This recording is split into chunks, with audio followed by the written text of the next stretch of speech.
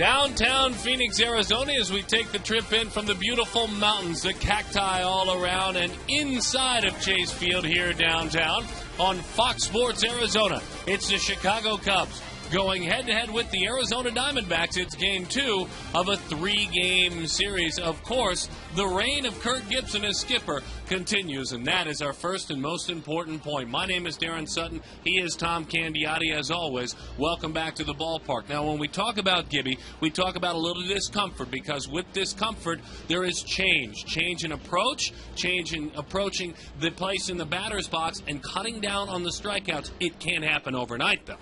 No, it can't happen overnight, but what happens is that it's a work in progress, and you got to start taking little baby steps to be able to correct some of these things. Strikeouts are happening at an incredible rate. 40 strikeouts as a team, Saturday, Sunday, and Monday. That's not acceptable. That's one of the things that they know that they have to correct. Is it easy to correct? Not that easy, but you're on a roll to it. The swings and misses certainly are there. We can show you that. Of course, this club leading all of Major League Baseball. There's some things they're working on, let's say, with Mark Reynolds, though. Mark Reynolds is key. One of the things you look at with Mark Reynolds is his hands. And as we still see, that's just some nasty stuff by Sorry. But when you go to Mark Reynolds, his hands are really low. He's got a weak bottom hand, and they're trying to correct that to get a stronger hand. And by doing that, it's going to flatten out his swing a little bit, keep the bat in the hitting area a little bit longer, and hopefully that'll increase his contact rate. Let's take a little bit of what you're talking about. Walk us through it. Well, you watch where his hand is right there. Now watch the path to the ball. You don't want him to drop his back shoulder. You want him to come right to the ball. As he comes to the ball, you watch his bat now. This is a good swing of Mark Reynolds. This is a time where he ended up hitting a ball from Broxton over the right field fence. The bat stayed in the zone a long time. He's able to make contact there, gets great extension, and sure enough, he hits that ball out of the park. So that was a great swing. That's a super swing by Mark Reynolds. And maybe tonight, if we see one of those other swings, we'll be able to identify that and show you the difference of it. Let's talk about Barry Enright, his second Major League start from Pepperdine, blazed his way through the minor leagues. He's not overpowering at all, but he showed a lot of poise at Busch Stadium. Yeah, not easy to go into Busch Stadium against the Cardinals, and he went out and he really did a good job. Not an easy job at all. You're all of a sudden you're facing guys like Matt Holliday and Albert Pujols, but the one thing I liked about him, he's able to throw his breaking ball behind in the count, and I think that's going to really put him ahead of the hump. All right, we'll keep an eye on these Diamondbacks as they continue to work and try to change under manager Kirk Gibson. They'll do so against Carlos Silva. Should he be an all-star? Jody Jackson will talk about it. He pitches to contact. We'll see how it plays out.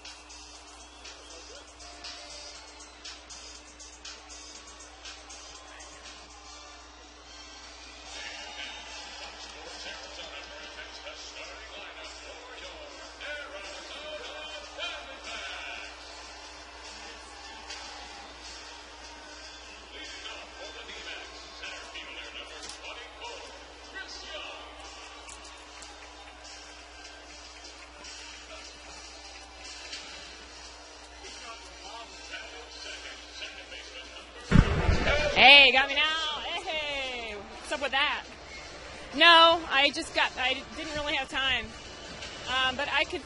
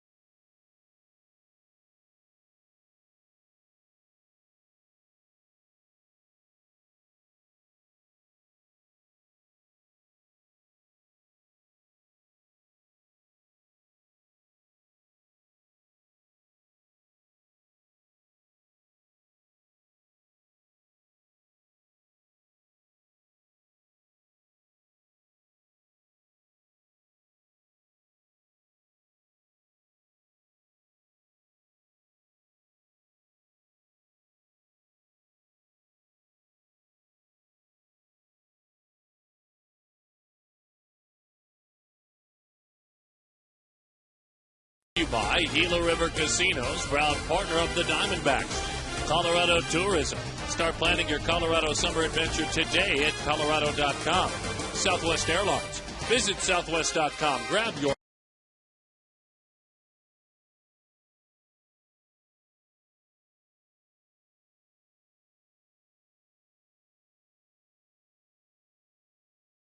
field. And, you know, the Cubs have relied on their pitching all season long, and their pitching has been good despite their record. In talking to their manager, Lou Piniella, well, he feels that two of his pitchers should be on the National League All-Star team, and they are not. Carlos Silva, tonight's starter and reliever. Carlos Marmol, as you look at the numbers, Silva, again, tonight's starter, just an ERA around 3. He got off to an 8-0 start, and he walks just about a batter a game. Only Roy Halladay is better in that area. Carlos Marmol, terrific job as a reliever. We saw him last night. Looking at Silva, though, having a career year, getting the strikeouts, pitching to contact, letting the defense work behind him. Very efficient for the Chicago Cubs. Tough challenge for the Diamondbacks tonight. Another tough challenge, though, in the batter's box. Alfonso Soriano had a pinch hit, 2-run homer last night. He has 5 of his 9 home runs against the Arizona Diamondbacks. First pitch coming up next.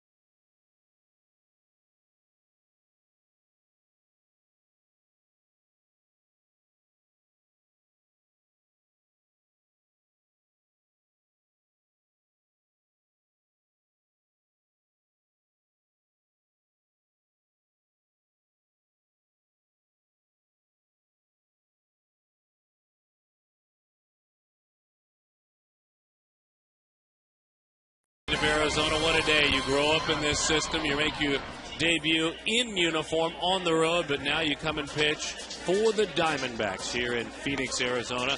Skipper Lou Piniella, will hear a lot from him over the next couple of days. We had the privilege of sitting down for about a 20-minute conversation before the ball game today, reflecting on his days as a manager. As he nears the end of the road, he will tell us in the conversation. We'll see if it's the next couple of years. Let's take a look at his starting lineup. Against Enright, Kosuke Fukudome is at the top. Brian Terrio, Derek Lee, Tyler Colvin, Aramis Ramirez, Alfonso Soriano.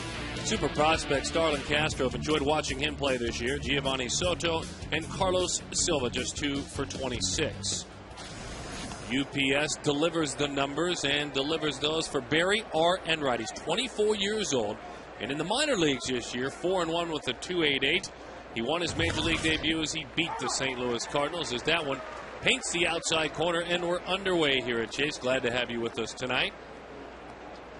Barry Enright throws that fastball, curveball, slider, and a changeup.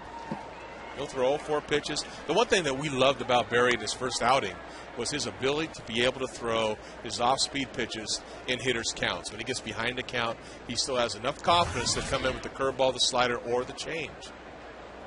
Get out of jail free card, they like to call that. Kosuke Fukudome, 2 for 3 with a homer and a couple of walks yesterday. That's strike 3. 92 miles an hour, the command there. And if he's going to get his strikeouts, a lot of times they're going to be strikeouts looking. Boy, great setup by Montero. Inside, Fukudome looking for the ball out over the plate. This buckles him, nails his target, which is the key part of making that pitch. Execution, he did it, got a strikeout. This year again, 14 starts in the minor leagues, and we understand minor league baseball as that is a strike over the outside to Ryan Theriot.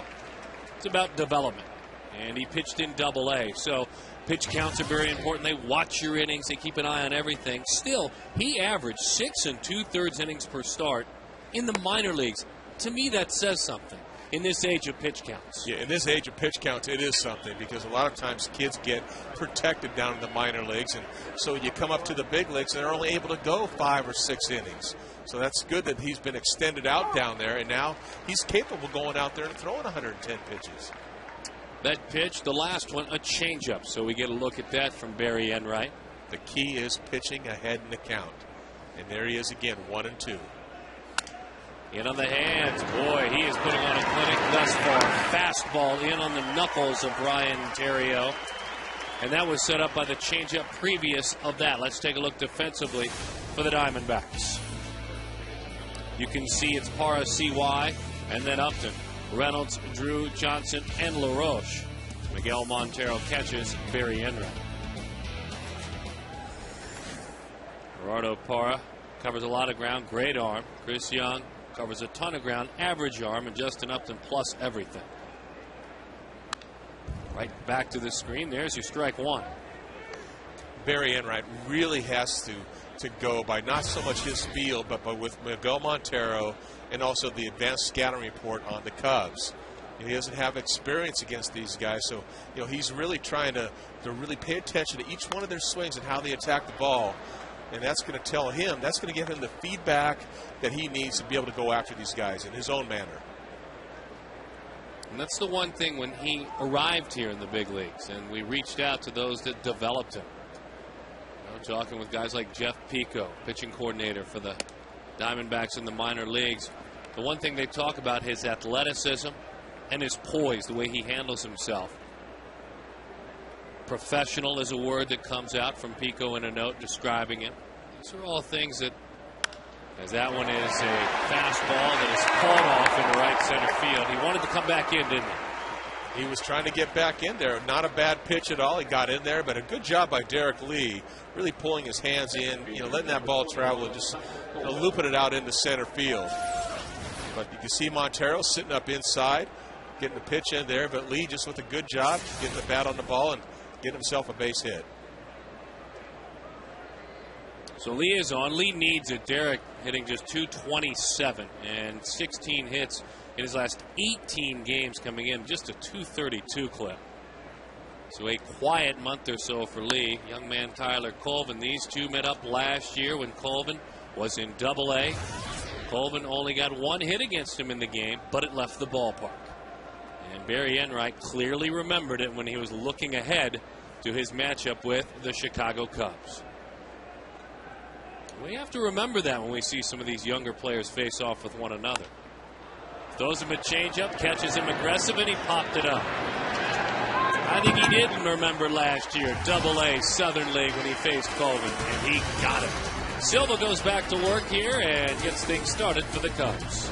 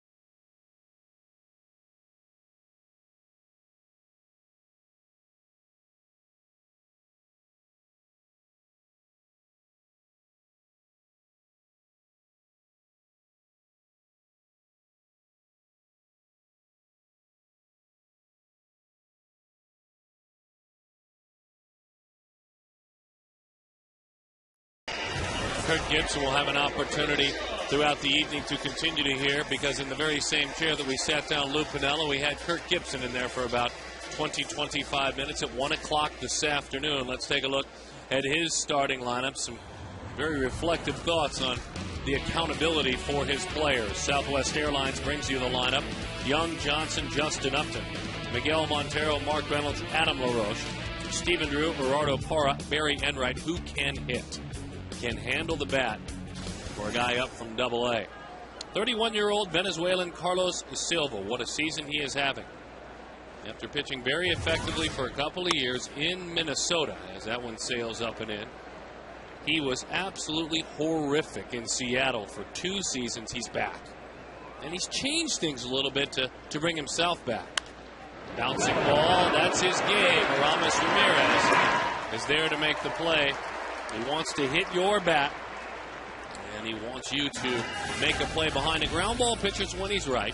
Soriano, Colvin, Nady in the outfield.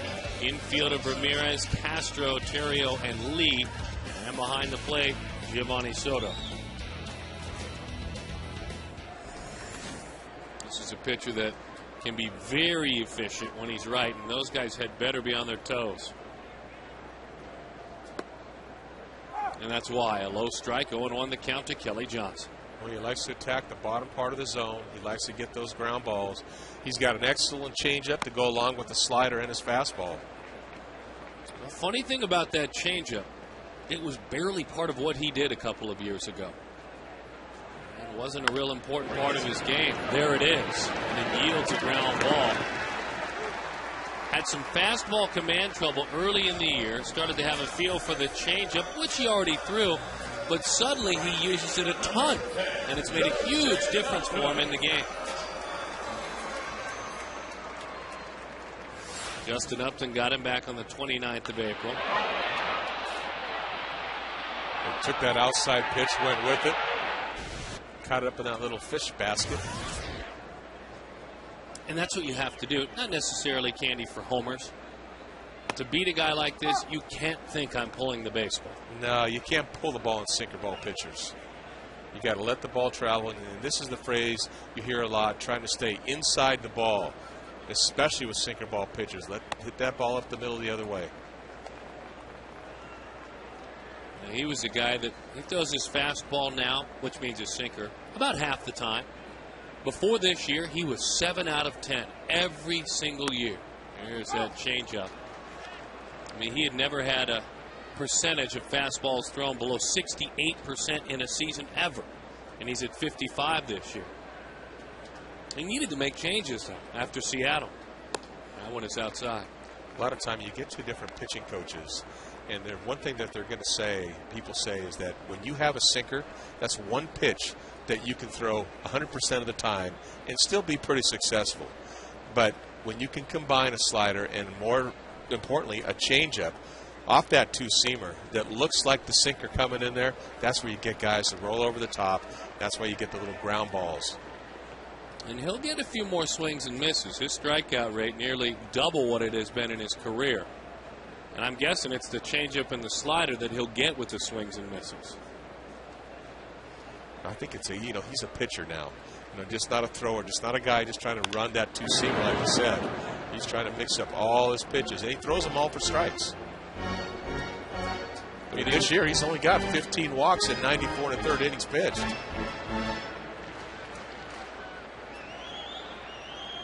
And he walks 4% of all plate appearances. He issues a walk. League average is twice that.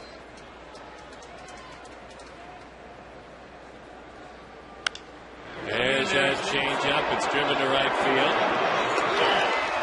1, 2, 3. Couple of outs on the ground. 1 in the air. No strikeouts in the book.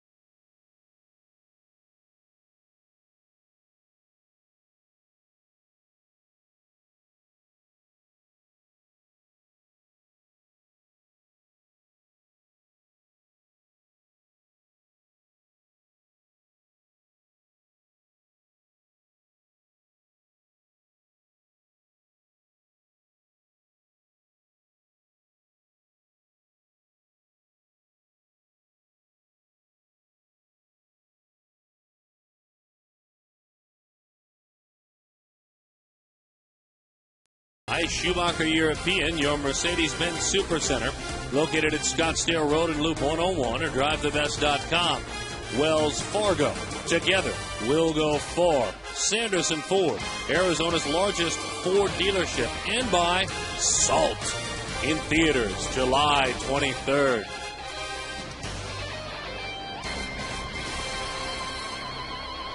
Barry Enright clocks back in, ready to go to work against Aramis Ramirez, Alfonso Soriano, and Starlin Castro. There's the breaking ball. That's over for strike one. He'll throw a slider and a curveball, correct? Yes, he will. Aramis having a tough year, to say the least. That went away a little bit harder. That might have been the slider. 1-1 the count. Ramirez had some pretty good at-bats last night. He squared the ball up pretty well, but when you look at his numbers, he's hitting a .178. I mean, that's not this guy's a 300 hitter. Well, he is a guy that has had 100 or more RBIs, and there you see it, he's almost to 1,000. 6 of the last 9 years. Career average 281. He's 100 points below that right now. We're in July. Hey, it's fun watching Mr. Enright work because there is certainly a plan. When you blow a fastball at 90 by a hitter like that, that means you've set it up. Hides under that cap bill. Throws him another fastball. It's a fly ball. Got it off the end of the bat.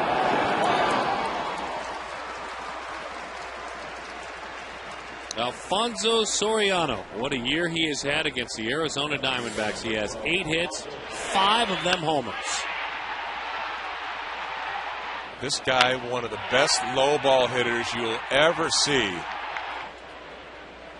Fastball down. There it goes. Something about Diamondback pitching this year. Wait, which one's live? What just happened? 0-1 the count. Fouled that one off. We were going to show you last night's. Now, last night's, I was about to see that replay. Was it a little further up in the zone? Yeah, the ball tried to go up a little bit, but I think it was the second or third pitch up there. Okay. Bouncing ball, and it's a foul ball. But that doesn't mean that you get away from a strength. And you look at Barry Enright, he's going to try to pitch him down. Here's the pitch last night, or this last pitch. But it's a sinker, but it's down. Because he's a sinker ball pitcher, you take him away from his strength to make him pitch up in the zone. Sometimes you got to pitch to your strengths and not the hitter's weaknesses. It makes all the sense in the world. You can't just, as you can see again, down. Curveball down and away. And remember, he doesn't have any kind of history against Enright right now, so it's a learning process. Early on, pitchers always have the advantage over hitters. Why is that, do you think? Unfamiliarity. You know, they just don't know what the ball is doing, the movement, the release point, the giddy up on the ball. They just don't know that. And the more times they face you, they start to see patterns that you throw. They start to see the release point, and then all of a sudden they get more into a comfort zone.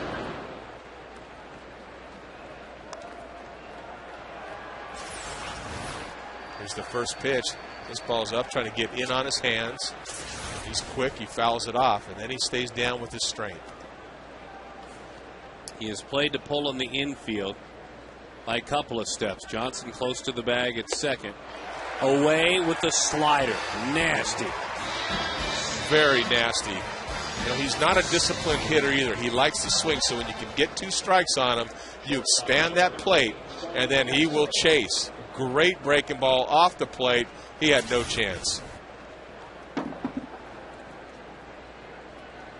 So now Starlin Castro, young man. These two did not face one another in the minor leagues on their way rocketing to the major leagues. A .310 career minor league hitter, and he's hitting here in the big leagues, .271.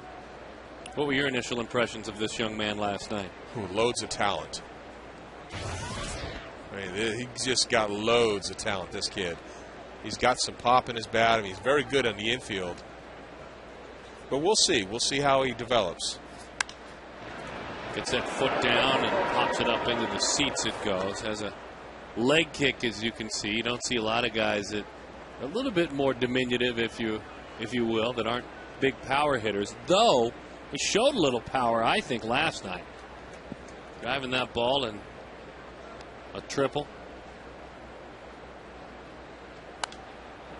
Beat him with a fastball in. The first thing you look at as a pitcher, when you face a hitter and you see a high leg kick like that, if you've got a good fastball, that's one of the pitches that you think you can attack them with.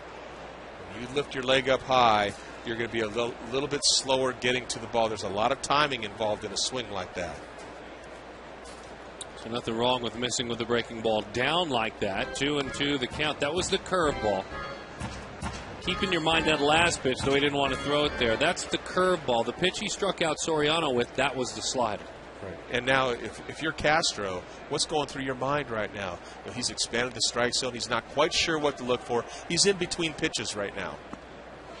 He went outside corner with a slider. I was thinking he was throwing it to a fastball, but as you said, Tom Candiotti, if we were in between pitches, what about Starlin Castro?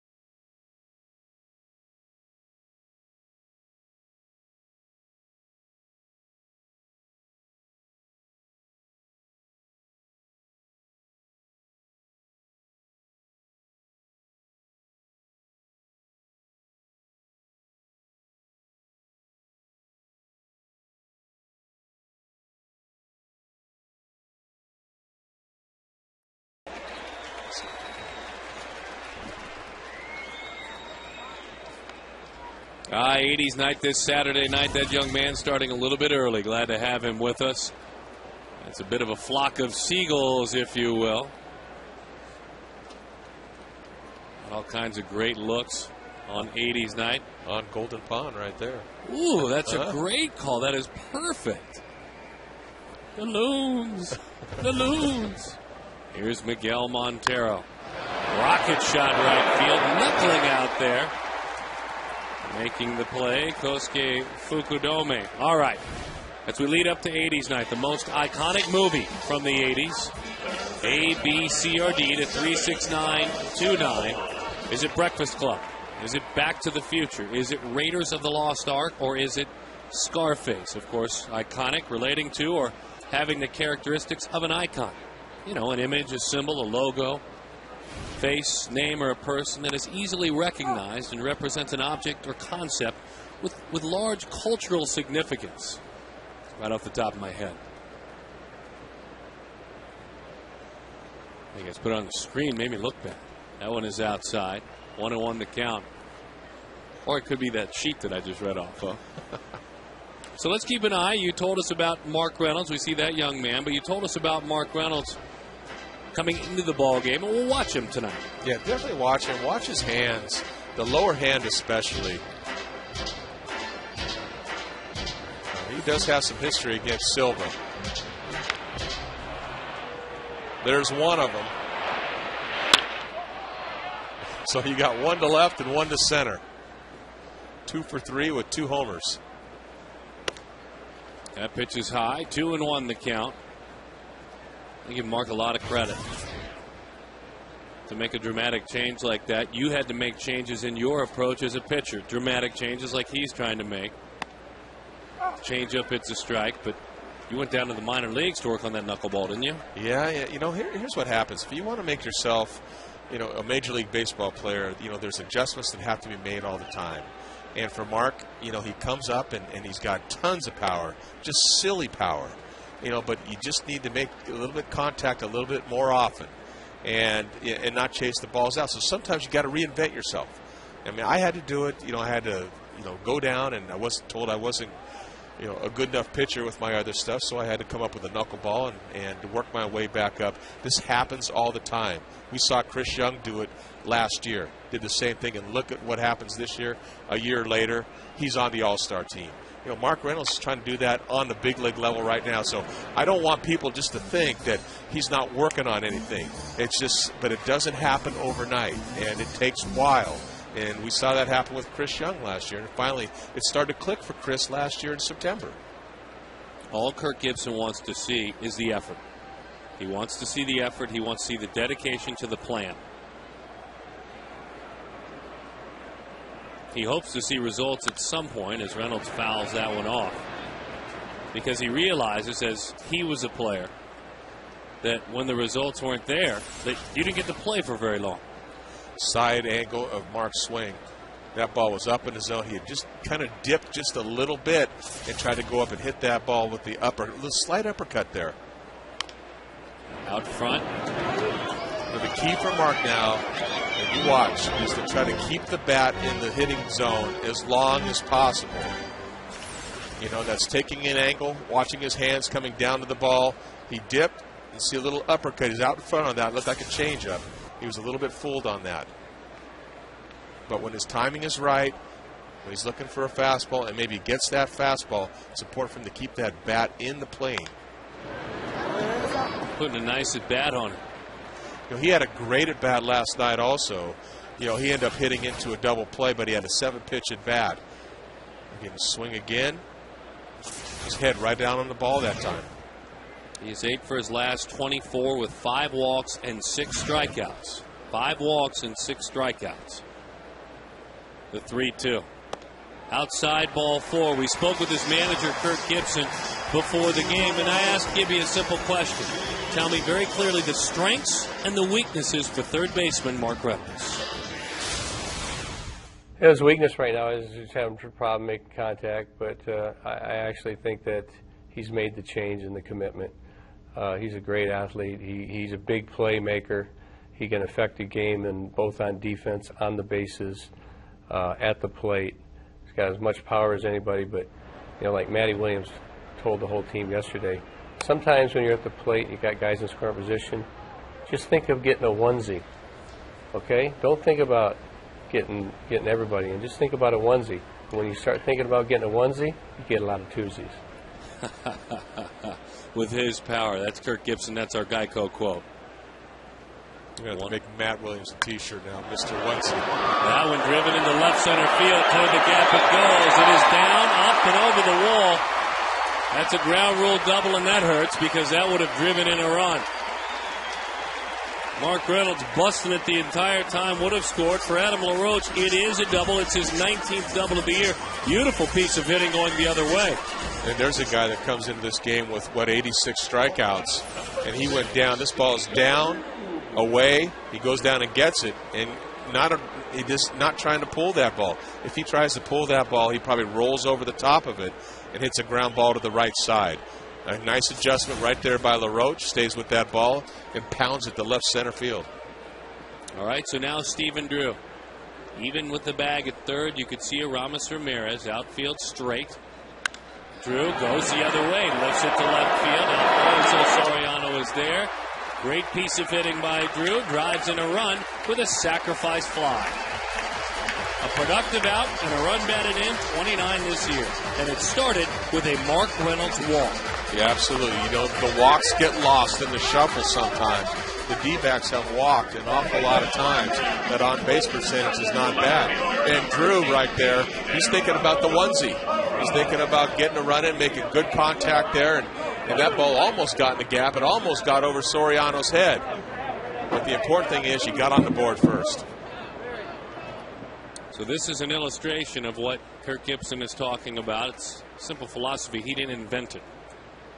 But he expects to see it a lot more. Quick reminder, anytime the D-backs score 6 runs or more, Taco Bell gives away 3 free tacos, as we see Gerardo Parra.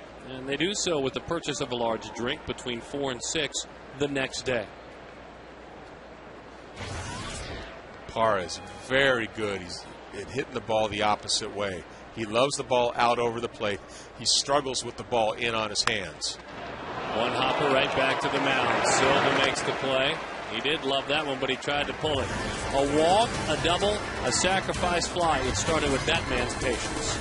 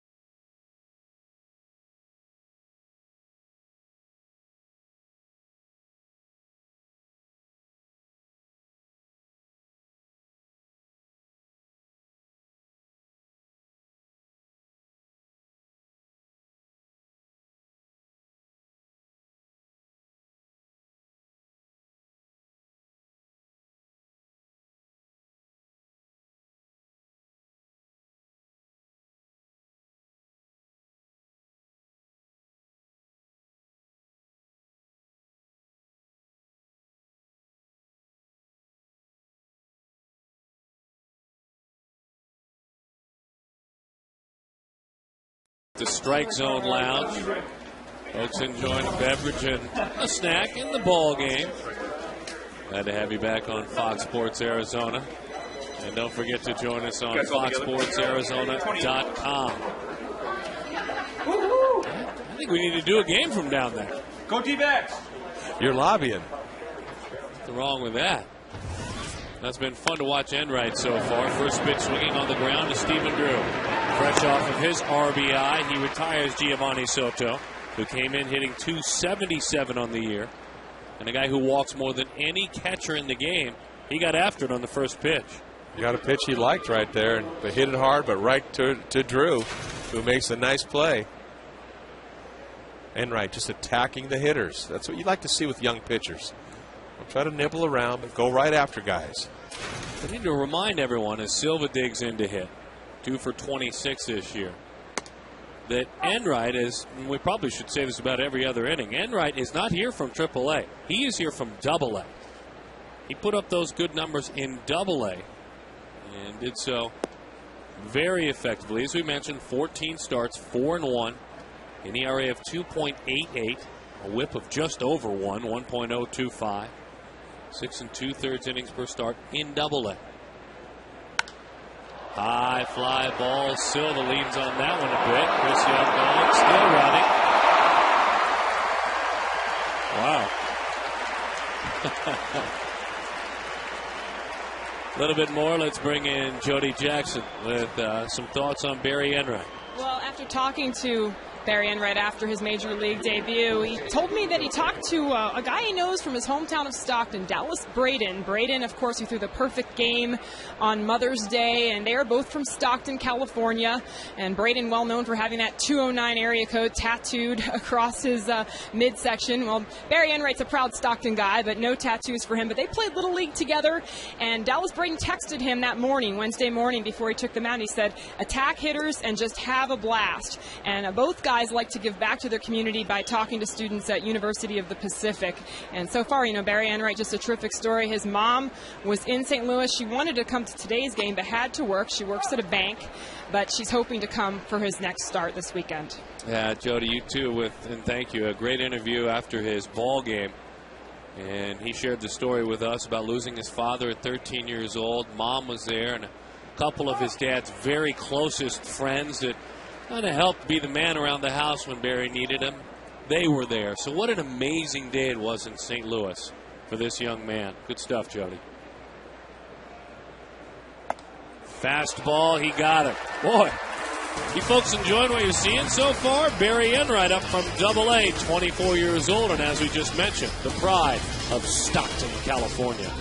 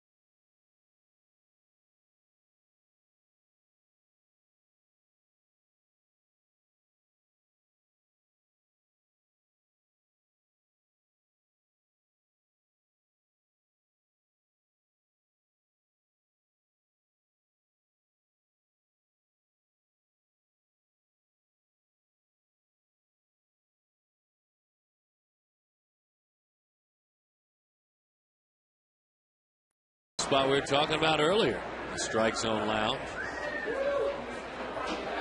Good place to enjoy an escape from the ball game. I love that. I've never been there. A fine production crew inviting us in. I think the boss ought to throw us a shindig down there, don't you think, Candyman? As Enright takes it to the right side and into the seats it goes. Darren, I'll just follow you. You go and I'll follow. No. I know better than that. You get us in everywhere. Come on. 0-2 the count. We toast Barry Enright because he can handle the bat. He shoots that one to the right side. Here's our example. Minor leagues this year, 7 of 25, 280, a homer and 6 doubles. In his career in the minor leagues, 21 of 59, 356, 8 doubles, a homer, and 5 RBIs. He is a good athlete.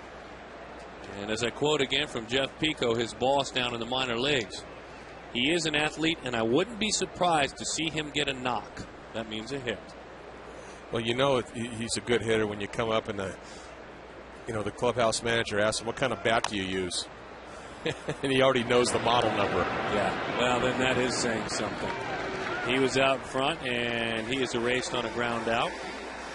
Baseball's biggest stars go head-to-head in the summer's biggest event.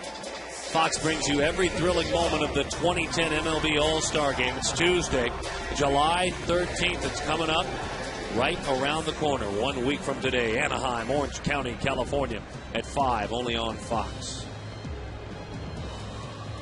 And the Diamondbacks All-Star. Wonderful look from the truck guys. Digs in. Chris Young. Look forward to seeing him play in the All-Star Game. You have to be so happy for Chris Young and where he's come from and how he's gotten to where he's at right now. And he's playing with a lot of confidence. This kid's put in a lot of hard work to get where he's gotten. He's put in the work. It's paid dividends. You talk about changing a swing and an approach. And he was leading the league for the longest of times. And it's something you don't want to lead the league in, an infield pop-up rate. And his bat was in the zone for a split second a lot. And he worked and he worked. He spread out his stance. He's still a pull hitter. but that's okay. The good Lord made him a pull hitter. That's right. He's worked on a two-strike approach. He's good at that. Stopped his drifting. He's good. He gives that one a ride to center field.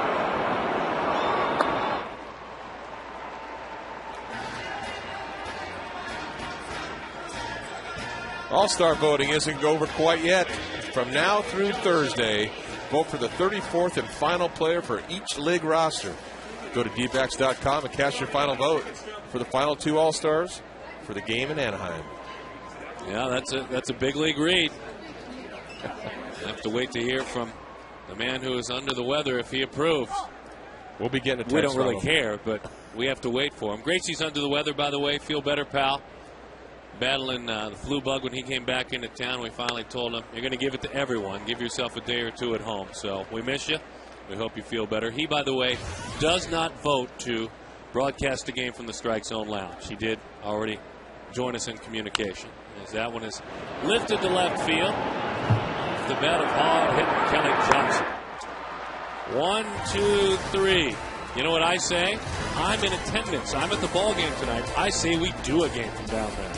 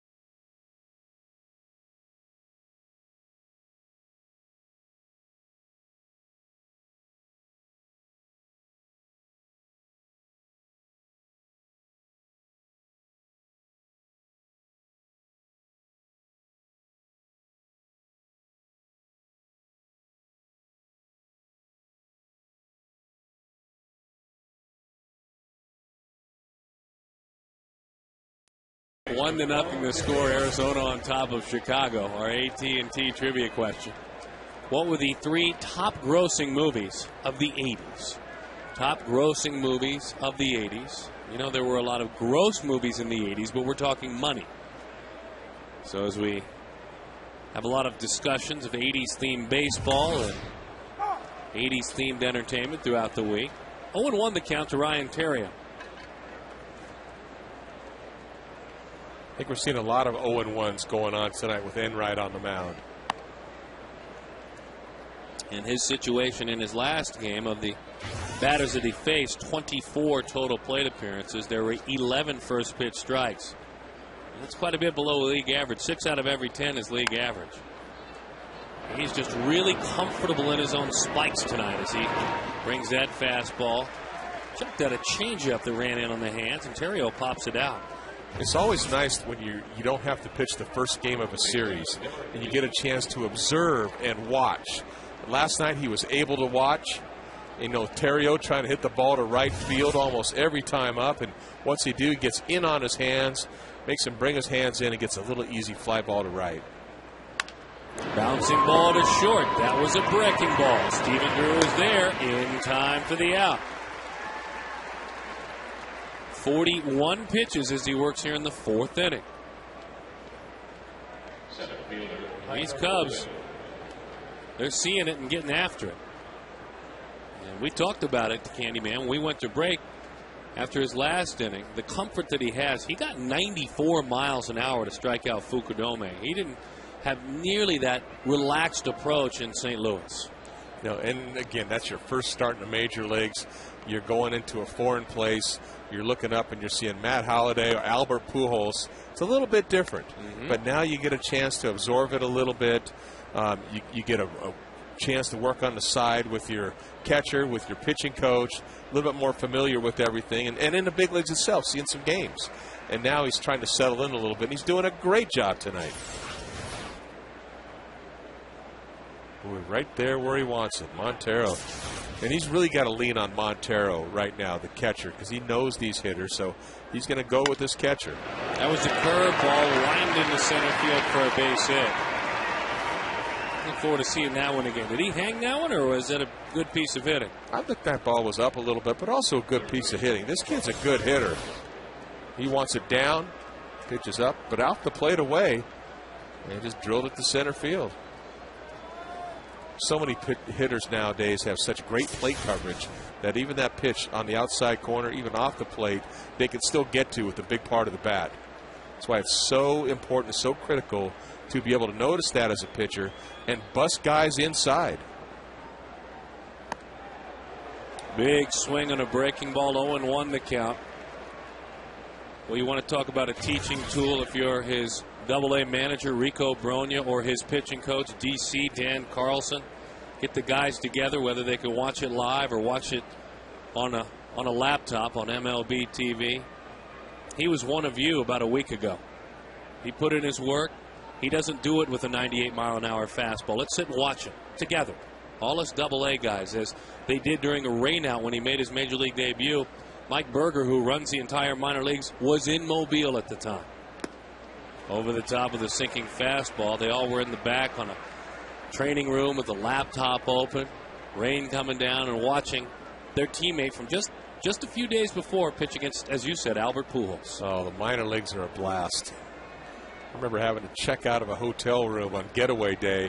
They only left one room for everybody, so everybody would have to get into that room, and you'd be able to turn on the baseball game, and the whole team would be there watching, particularly if it was your parent club. Right. It was a blast.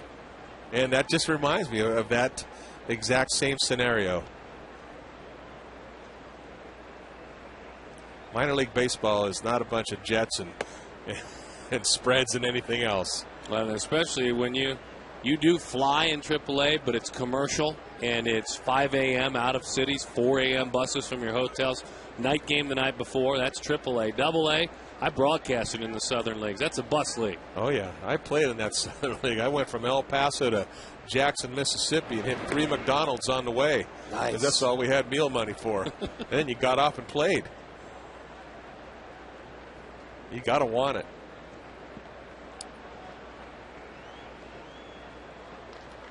They are in Jacksonville, Florida, wrapping up a series. As that one is outside against the Jacksonville Suns. That Double-A squad.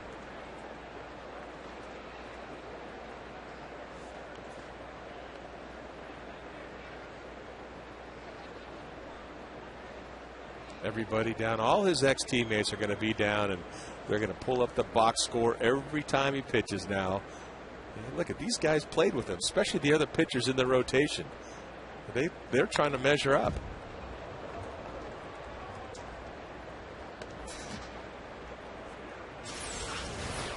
Ramirez sitting up inside, got it in there. I think right now he's got a slider swing bat to me. I think you can beat him with fastballs in.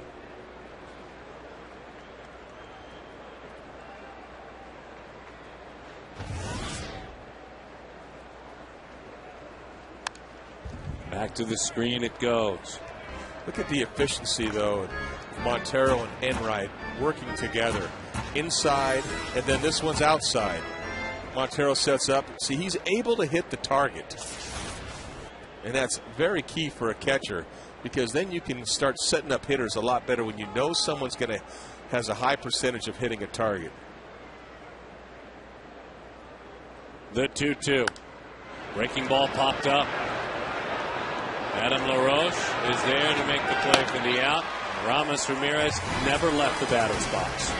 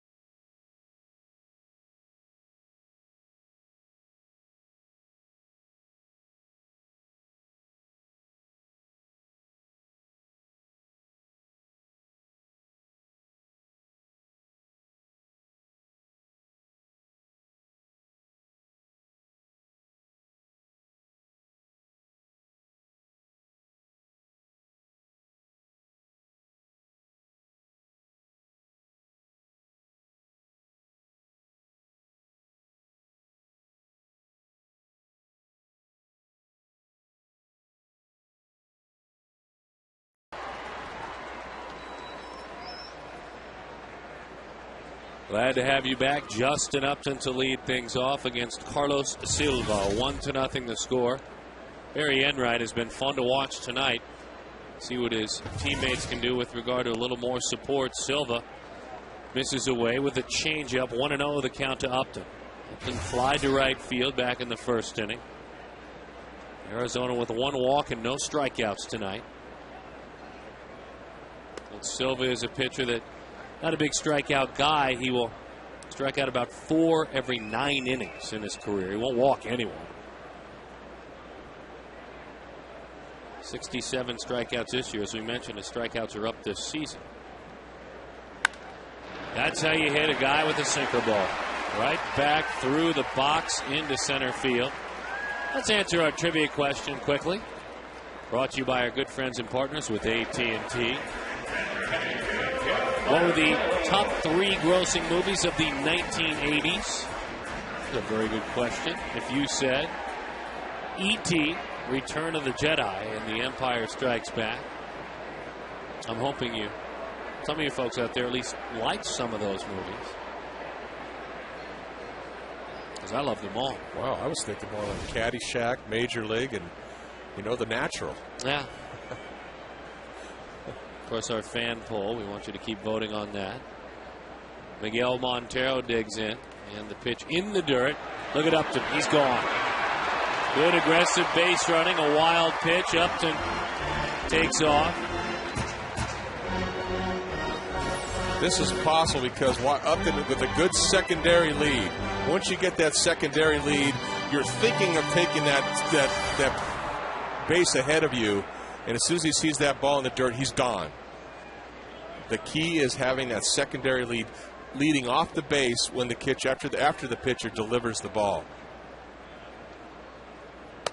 Outside, 2-0 the count to Miguel Montero. You got to think with regard to Mr. Enright, we were speaking about his mates in Mobile. They're going to come out and take a look at Silva. Larry Rothschild will come out as well. Have you seen anything, Candy? I guess you would have said it if you had seen anything that has popped up. No, I haven't seen any body language or anything, but obviously there's an area of concern that Larry Rothschild, the trainer, they've been watching him. So, and he might have said something, in the dugout, in between innings.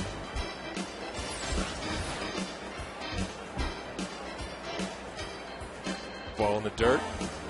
Yeah, a little hop there, almost as if an ankle or something in a knee or an ankle that grabbed on him. Let's watch.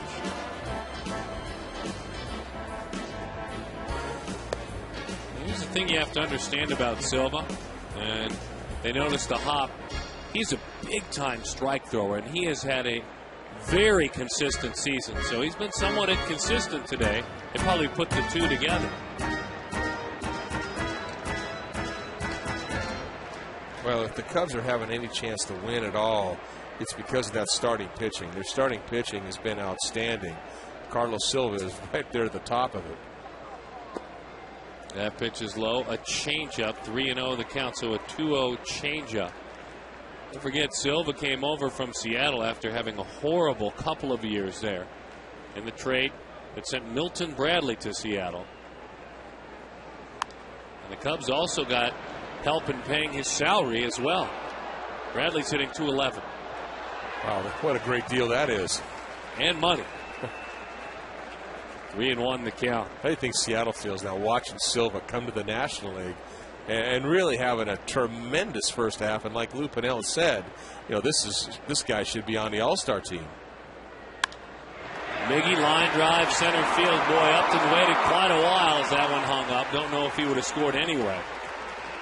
But Miguel Montero, that's a quality at bat. Took a 3-0 hack and didn't overswing 3-1 either. Another good job by Montero. Just hit line drive after line drive. First at bat, he just drilled the ball to right field. Upton doing the right job. He has to make sure that ball gets in. And then he's able to get over to third base right now with nobody out. The rest of this Cubs pitching staff, as we talk about Silva, 28-45 this year. And they've gotten decent starting pitching over the last month. Reynolds with a great at bat as he rolls that one foul. Amica Insurance hit zone. The pitch is seen by Mark Reynolds a lot away. And right there, at 238 where he sees the most pitches, that's where you can get a swing and miss. And a ton down. Imagine those are the breaking balls. Down and off the plate. It's a good pitch there to back him out. 1-1 the count. You know, this is the time now where you really want Mark to do his damage. You know, the first couple pitches, go ahead and let it go. Let it rip. You know, but if you get to a period where it's 2 strikes on you, that's where you try to get to that 2-strike approach. Make sure you try to make contact and try for the 1 run. The onesie, as he called it. The onesie. You're looking for a onesie right here. Once you get 2 strikes. Right now, he's not. He's looking to drive a ball right now. And you want Reynolds to drive that ball. Now he's got 2 strikes, 2-2 the count. Yeah, now this is where you want to try to avoid the strikeout. Concentrate now, maybe getting out and trying to make contact up the middle the other way. That's what you're looking for right now. Young left-hander Russell warming. James Russell in that pen. Well, they're not used to this happening. This is a pitcher that has pitched very effectively. In his last 9 starts, his ERA is 2.62. Away with the changeup. So Reynolds comes up empty that time. You can see his instant reaction. Yeah, nasty pitch right here. Changeup down and away off the plate. See how that little uppercut right there? He was out in front. He was fooled by the pitch. Well, sometimes you got to tip your hat to the pitcher. He made a great pitch there. Boy, reading body language, though. If you're Kirk Gibson, you like what you see. He instantly snatched that bat. Absolutely. He's not happy with it. Swing and a miss. 0-1 the count on a breaking ball. Now, this is a challenge that Gibby has in formulating our lineup right now. Is you have Upton, high strikeouts this year. And then after Montero, you got Reynolds and LaRoche. So, and both those guys are high strikeouts. So, if you get guys on base as a pitcher, your mindset as a pitcher, you got a chance to get out of the inning. Well, this time, that hurts. The strikeout, then the double play. They come up empty. So, Barry Enright has to go to work. Mark Reynolds beating himself up a bit. And this ended it.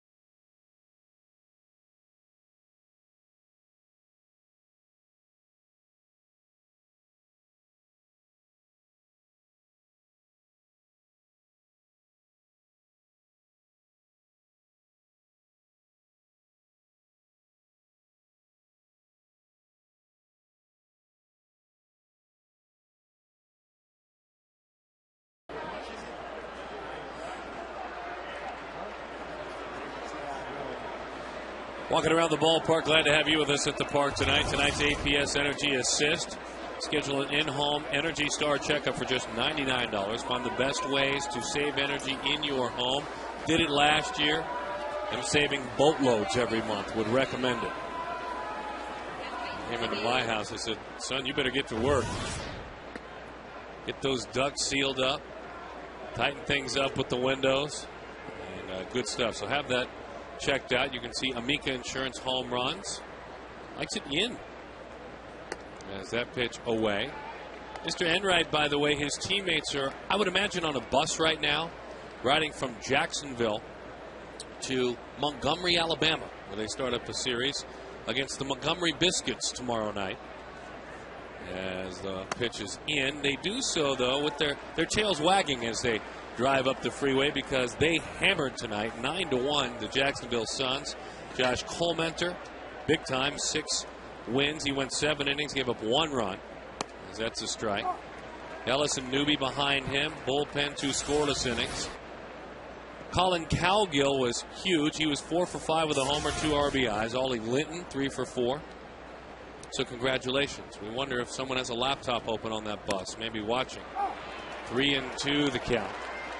One final thought. The Mobile Bay Bears 1 through 3 batters tonight. They were 9 for 14. 9 for 14. It was a good night. That's outside. That's ball 4. Well, it was a close one. I think Soriano was fooled on this pitch. That could have been called a strike. Montero sitting up, maybe just a hair off the plate, but an awful good-looking pitch. Well, you think of some of the Double-A players that have been called up here. You got Barry Enright, Upton, Reynolds, Snyder. A lot of guys. It's almost Double-A is the place to be here. You get called up quicker. Reynolds was by default. Everyone above him was hurt. I remember that in Colorado. Ryan Barden was hurt. Augie Ojeda was hurt. Bouncing ball. There is Mark Reynolds. There he is. A double play. Right back to you. Nice play by Reynolds. That ball coming up very quickly. He's playing in. Johnson gets there. Nice footwork. Gets the ball over to LaRoche. Perfectly done. And that gives the pitcher, Barry Enright, even more confidence to go out there and keep attacking the strike zone.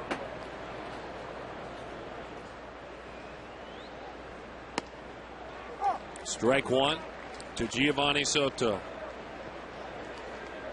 You know, also, you talk to a catcher after a game like this, and Enright has been outstanding so far this game. And the catchers love it. They get into a sync with the pitcher. It's almost like, you know, you're calling the game for him, and he's executing the pitches.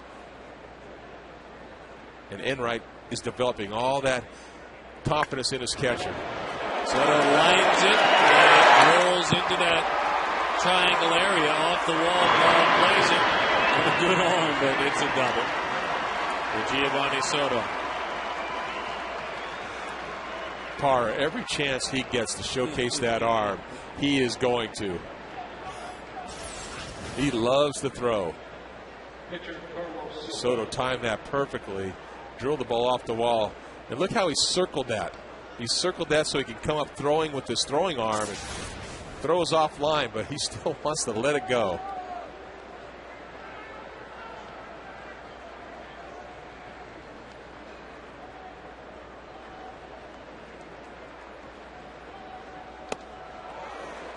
Sometimes we call circling the ball as a pitcher sometimes gets a bunt, but watch, he's a left-hander. See, he's going around to circle the ball here and coming back over that way. So that's, he can get the ball into his throwing hand and able to have a quick release over to the bag he's going to throw.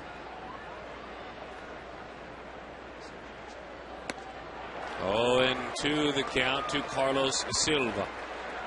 Silva drove a ball deep to the track in center field, was erased back in the 3rd. 2 for 27 this year.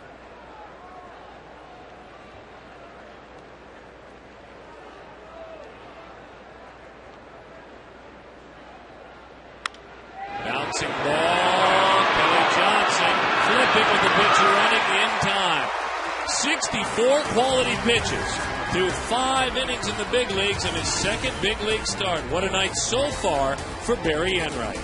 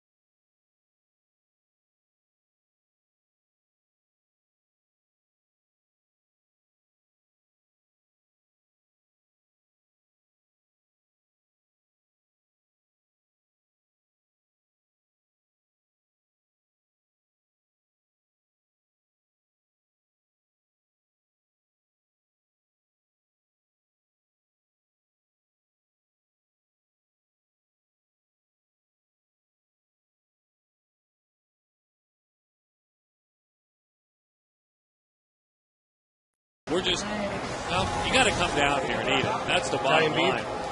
If you or someone you know is between the ages of 10 and 14 would love to spend time in the booth with us, come on out this Saturday and shoot your video audition for the Fox Sports Arizona, Sanderson, Ford, Lincoln Mercury, and Volvo 2 Kidcaster. Be at the Chase Field Plaza from 3 to 5 just before the D-backs games. And Gracie and I will sit down and we'll decide who gets to join us up in the booth for the Kidcaster. So that is a very good thing. Just bring your game. I mean, don't show up and tell those tired jokes you told at Thanksgiving. Those won't get it done. New material, right? We need some new material, some big league 6th grade insight. And you got to love the game. Read a lot. Kids out there, read a ton and then let us know about your wisdom. There you go. And you can always win us over just by bringing lots of snacks, too. The 1-0. Drew goes the other way. That's twice he's done that. Unfortunately, he's not rewarded that time. That's a shame because that's a pretty swing. I want to remind everyone that every time a Diamondback hits a home run this season, Fulton Homes donates $150 to the Central Arizona Mountain Rescue Association.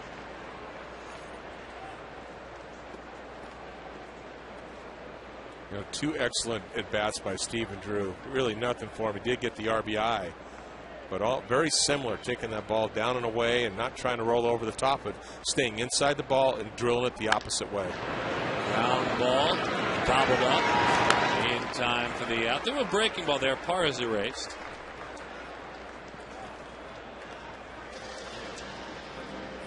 Greg Schulte, the radio voice of the Diamondbacks, has broadcast over 2,000 games.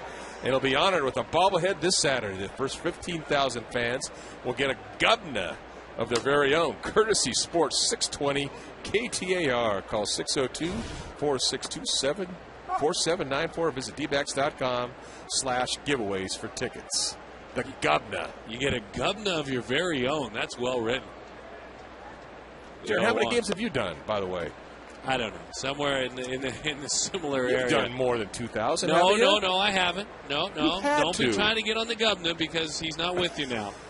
I will not be party to any governor prodding. That's your guy. Oh, he is so proud of his bobblehead. Is he? Oh, he's got posters around his room right now of it. Oh boy, this would get us in a lot of trouble. I'm certainly glad that Enright went after that one. I'll tell you what, I had nothing to do with it.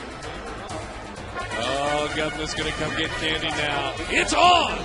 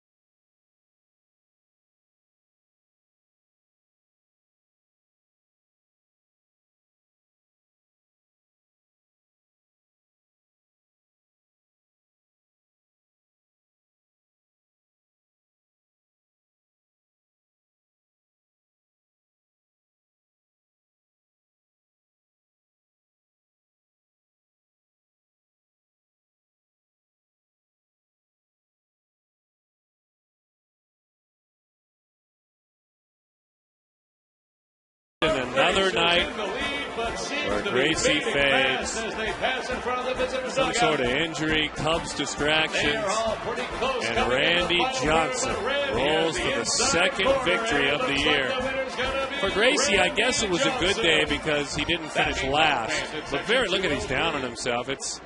Well, I don't know if he ran out of gas or if he's got a bad foot. I don't know what's going on. I mean, the good folks with Henkel, they're proud partners and sponsors, but they might buy his contract out.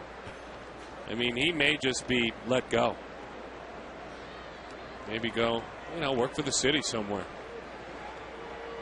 Maybe go, be up and work for one of the Cold Stone stands. He's got a lot of skills. He's not winning. And if he's going to lose that much, that consistently, we need to put a Cubs uniform on it.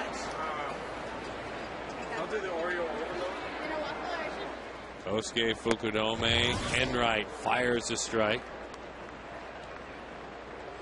This is a big key for a young pitcher. The third time through the order.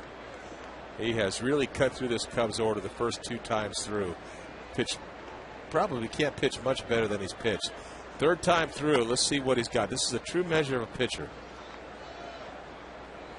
Guys have already seen you a couple times. They've seen the way your ball moves. They've seen the way you like to work.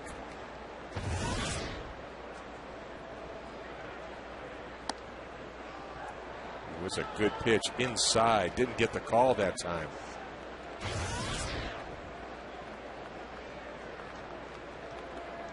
That third pitch of every at-bat is such a key. Instead of being 1 and 2, it's 2 and 1, and it's a completely different at-bat. This one's crushed. Deep right center field. As you said, it's a different at-bat. We are tied at 1. Kosuke Fukudome gives the youngsters who are swimming in the pool a souvenir. And for Fukudome, who had been tweaked and made uncomfortable by Enright, he got ahead in the count and he took advantage. Yeah, now it becomes a hitter's count, and he gets very aggressive against that ball. It's up a little bit too much of the plate, but that's what happens when you fall behind in the count. And Fukudome did not miss it. He drilled it. Conversely, if he gets the call from that pitch before, and it's a 1-2 count, then he has a different mindset and he gets a different pitch. Terrio drives that one. Young can't get there. Overruns it. He's thinking about 3. He's not missing a beat. The relay, the slide. Out at third base.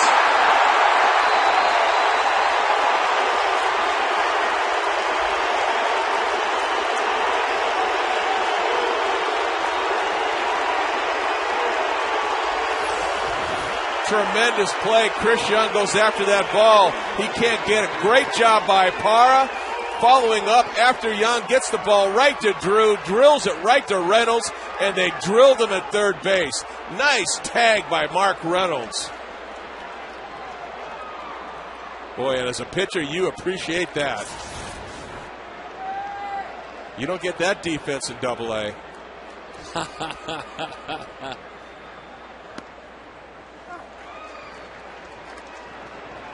He took a chance. It took a perfectly executed relay to get him. And the Diamondbacks did it. Change up is low. 1-1 the count. A little umpire rotation, too. The guys had to cover for one another. Lance Barksdale hustled out from behind home plate to make that call. Don't want to overlook that. These guys hustling all around. Great communication like outfielders and infielders communicating.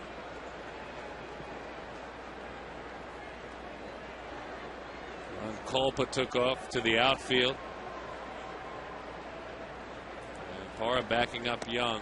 Breaking ball away. 2-2 the count. So he gave up a homer and a bomb to left center field. But it's really hard to shake this young man up. I mean, that's a really good job hit by Terrio. Young playing in right center because Terrio's been hitting that ball to the right side, and he just missed it by a step. Breaking ball belted. Parra racing. Does it stay in the park? It does. It's 3 hard hit balls. Not quite sure where this one's going.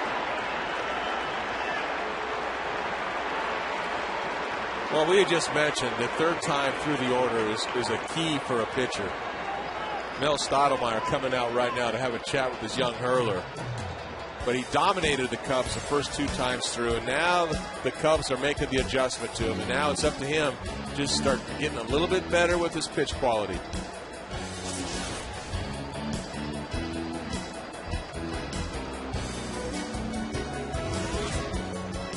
Stottlemyre out to speak with the man on the mound. We talk about pitch count. He is fine, 74. He was to go if he was pitching in the minor leagues in his last start to 105, let's say. We already told you that he averages 6 2/3 innings per start, so it's not a case right now of running out of gas. It's a case, as you said, of execution, third time through in the major leagues. Yeah, third time through is big. And, you know, in your top of the rotation pitchers are going to get through the fourth time through. But the third time through is a big hurdle right now for young Barry Enright. And he dominated the lineup the first 2 times through. And the Cubs have hit the ball hard 3 times now at the start of the third time through the order. Buries a fastball in.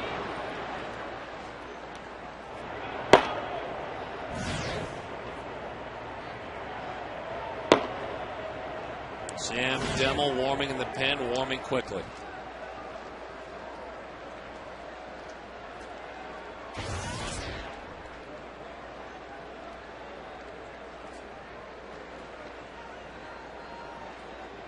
The 0-1.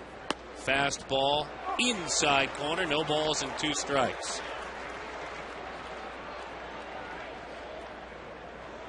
There's some signs to a pitcher that show some fatigue. I'm not seeing any of those with Barry Enright.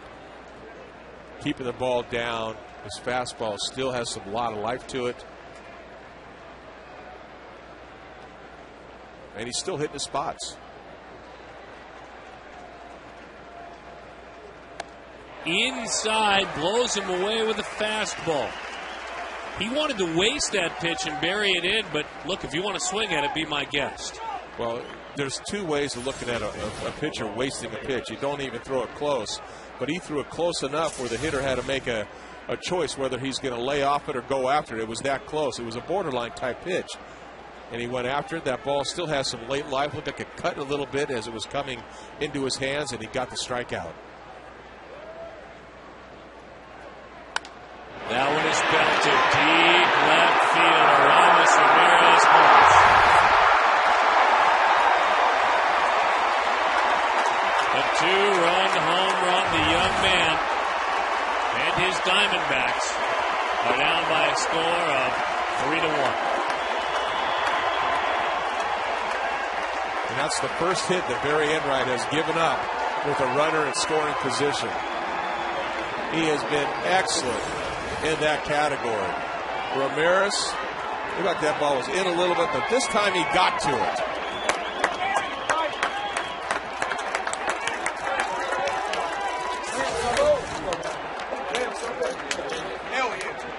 So Gibby with a few words of wisdom, I would imagine, for his young pitcher who hit the wall third time through. 3-1.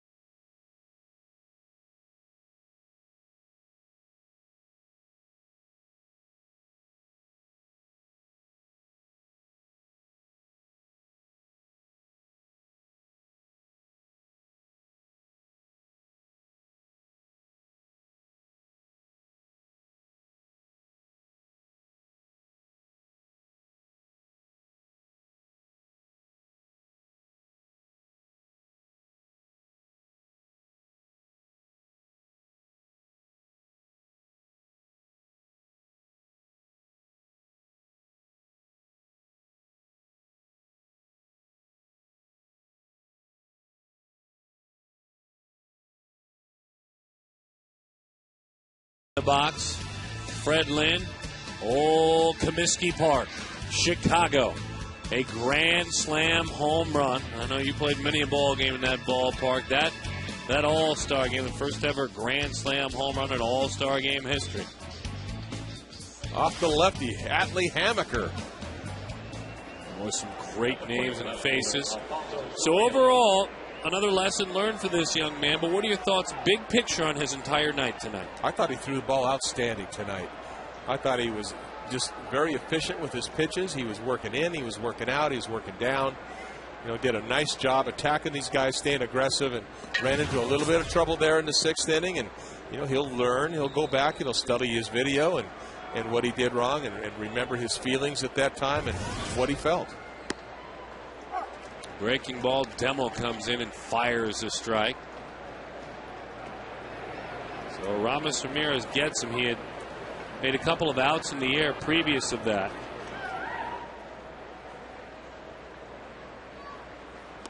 That one is in. Nothing wrong with that. Make him move his feet a little bit. 1-1 the count. Don't be diving out there. Now, this is a guy, too, that has torn your team apart this season.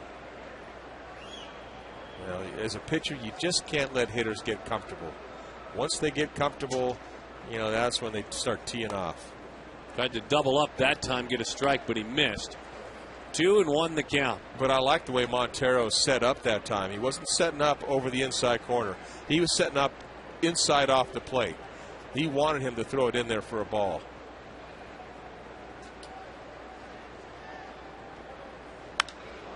To right field, off the end of the bat. Long run.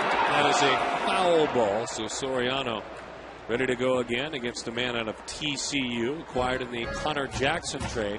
Jackson had to go on the disabled list. Hamstring problems again with the Oakland A's. It's a shame to hear about that for Connor. It's been a tough couple of years for him.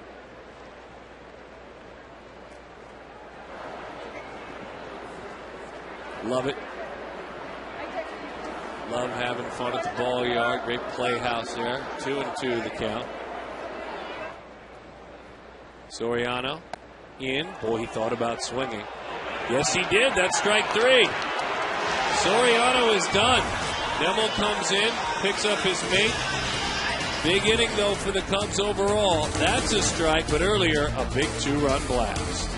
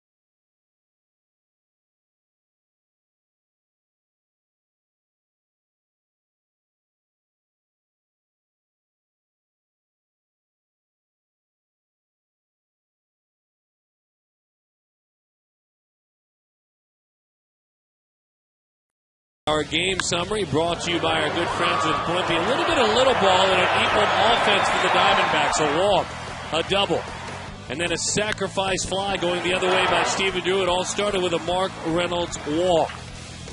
Then Barry Enright dealing his way through this ball game. Fabulous stuff. Enright showing that he had the command, showing he had the poise to not be overwhelmed. Finally, the Cubs started to get to him in the 6th inning. Extra base hits abounded, a homer to Fukudoba. Couple of doubles in a row, and then a homer to follow up off the bat of Ramos Ramirez. And so that is a story. Our sponsors with Blimpie. And Carlos Silva, as he works here with 62 pitches, he does so in the 6th inning. That one Check swing, back to the screen it goes.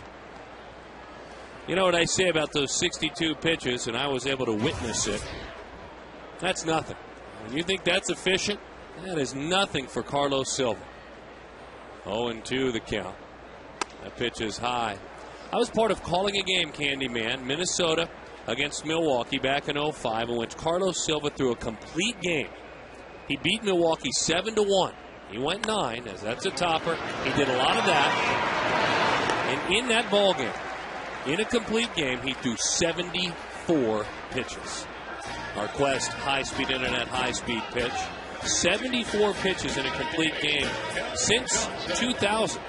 Only Aaron Cook has equaled that mark. That's the lowest pitch total in a complete game. And that game, I'm sure, was less than 2 hours. It was right around 2 hours. Boy, that is that's big time. I've never seen anything like it. I mean, that's Greg Maddux like.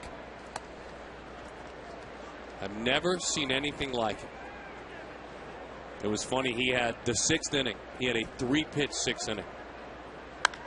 That one is Kelly driving it into right center field. Racing back is Colvin, still going, looking up. Out of here!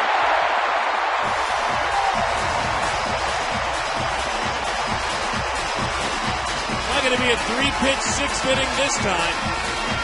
Billy Johnson unloads number 14. Another $150 to the Arizona Mountain Rescue Association. That is a Fulton Holmes home run. Diamondbacks, third time through their order, starting to make some noise now with Kelly Johnson taking that ball way deep to center field. Ball up in the zone, change up, and he got it. Look out up there. 9th home run allowed this year. That one is fouled off, only the 4th hit in the ball game. Good to see for Johnson. 14 long balls, 39 RBIs. He's got 8 hits and 2 homers against the Cubs this year. And that's 90 at-bats without a home run after homering a bunch in April. That's his first home run since June 8th. It's been a while for him. Against Atlanta. You know what I love, though? After he hits a home run, he comes into the dugout. His buddy Adam LaRoche is greeting him there. And when you're ever in the dugout, hitters come in and they got to tell everybody, I was looking for that pitch. I got my pitch. I was sitting on that pitch. Whatever it is, they've won that battle. And it's the exhilaration after that. It's very, very fun to listen to. Strike 3 over the outside corner. Upton not happy with that call.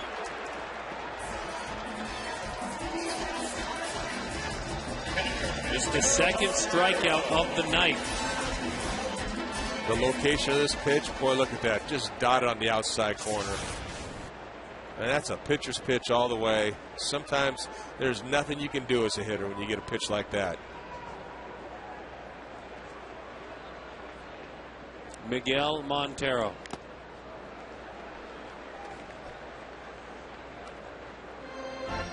Guys trying to hit some homers, aren't they? And that's what this team is. This team is a home run hitting team.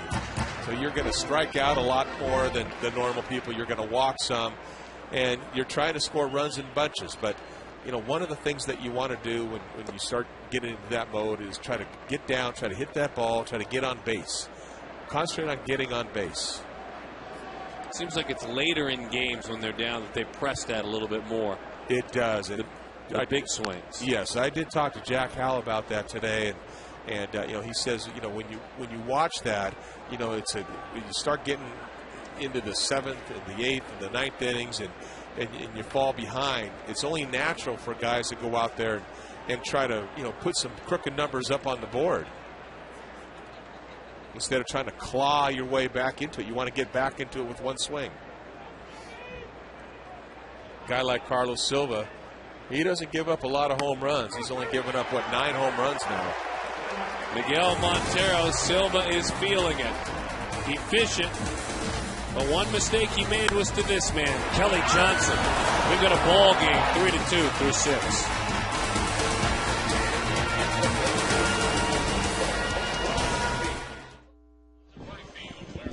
Jody? Hey. What's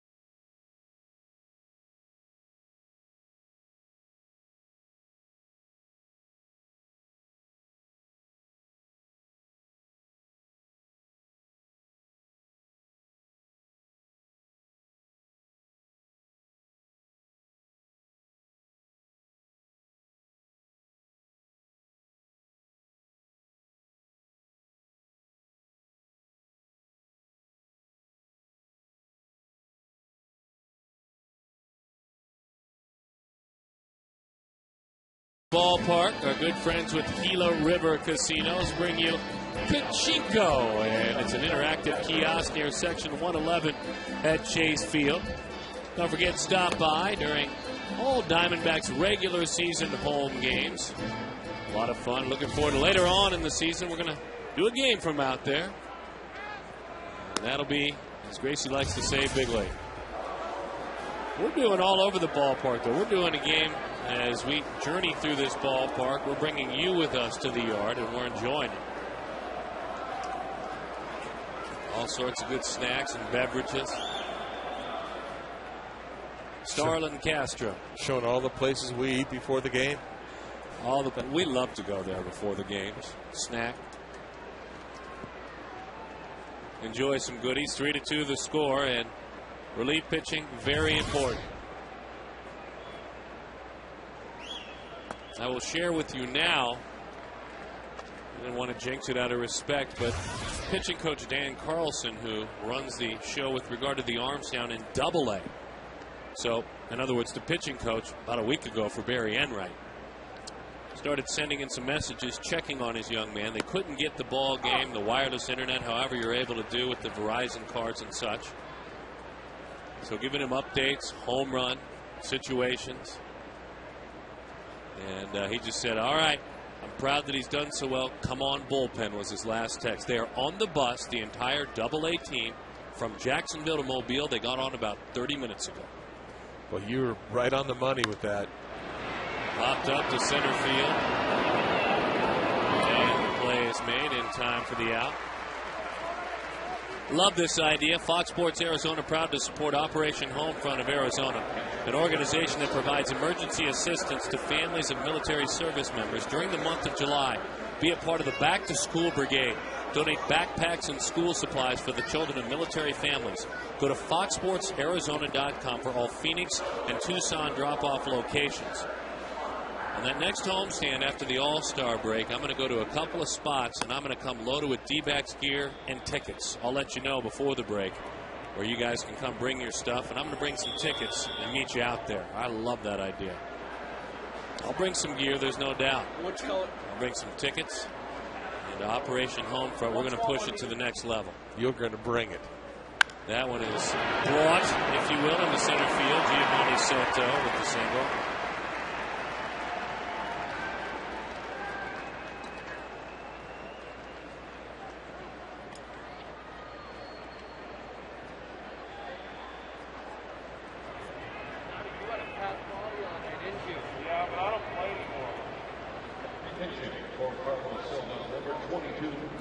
Xavier Nady pinch hits for Carlos Silva. Boy, Silva was good tonight, huh?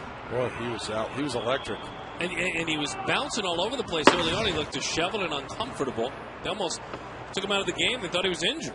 Thought something was wrong with him. Looked like he tweaked his leg or ankle or something on one of the pitches that he threw. But he settled in and just kept trying to keep that ball down and get his ground balls.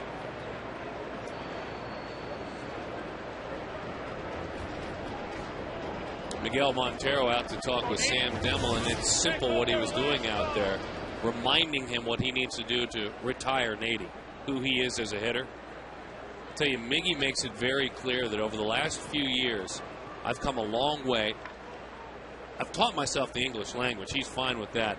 But understanding and really studying those scouting reports and how to apply them in games. I'm sure that wasn't in the scouting report, as he spikes that one into the dirt. There's so much to learn as a young catcher. Look at this ball. Almost hits him in the feet. Montero can't even get over there to even try to block that ball. That skips past him. Now you got a runner in scoring position. And there you see it. Good night for Carlos Silva.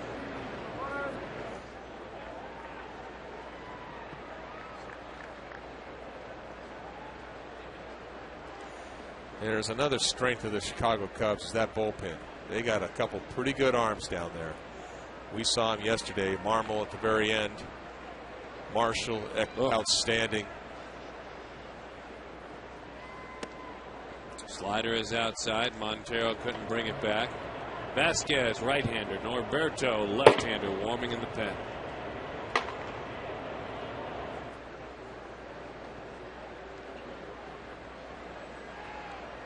Job right now for Sam Demmel is to keep it right here. Keep it a one-run game. Montero's throw down on a backhand. Johnson keeps it out front. Montero's been throwing much better than he has. He's thrown a couple guys out. This time, feeling like he's got a chance to pick them off. Johnson scooting over, catches that ball on a hop in front of the bag. Had a little help there. Montero continuing to grow as a catcher. Worked every morning with Glenn Sherlock in spring training early. Over the outside, 3-1 the count. That's another thing that we don't talk enough about. The man is down there manning the bullpen and keeping an eye on his relief pitchers. He's the catching coach as well. He does an awful lot of work with these catchers. Most of it, none of us ever see. Either early in the afternoon for a night game or at 7 a.m. before spring training workouts. 3-1 the count. There's Sherles. He's always there. That one in the dirt. So Demmel really wild in a moment in which you need to, and we talk about this, Candy, a lot on the TV side. These relief pitchers that come in with your club up by one, you're just as important as a setup man. You have to keep it here. You got to keep it right there. This is a ball that Montero got a little lazy with, in my opinion. That's a ball he could jump right in front and block that ball. He stood up a little bit, tried to backhand it, and the ball got under his glove and back to the backstop. Jordan Norberto, left-hander coming on.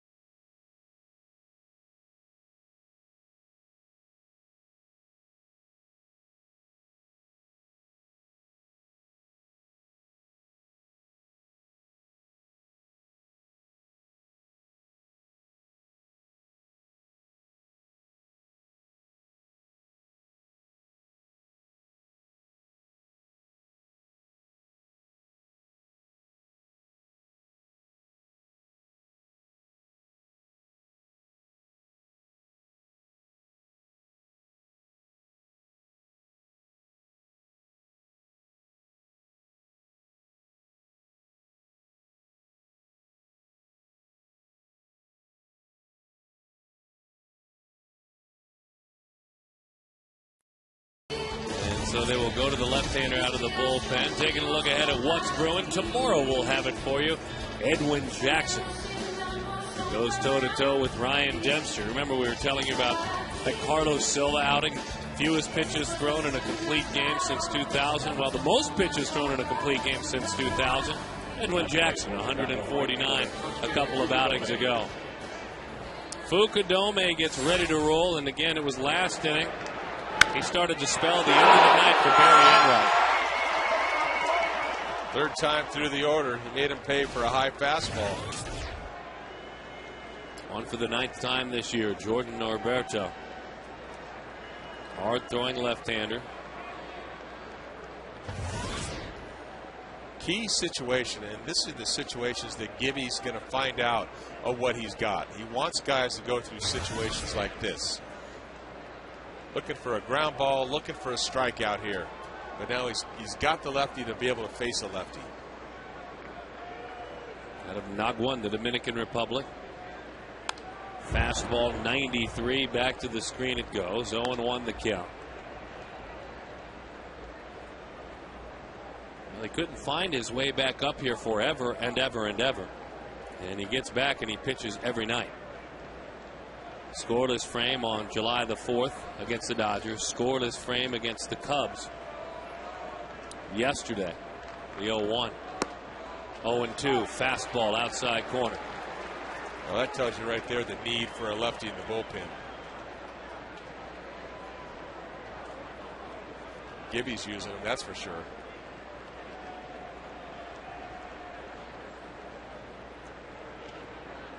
Runners on first and third. Have to execute, though.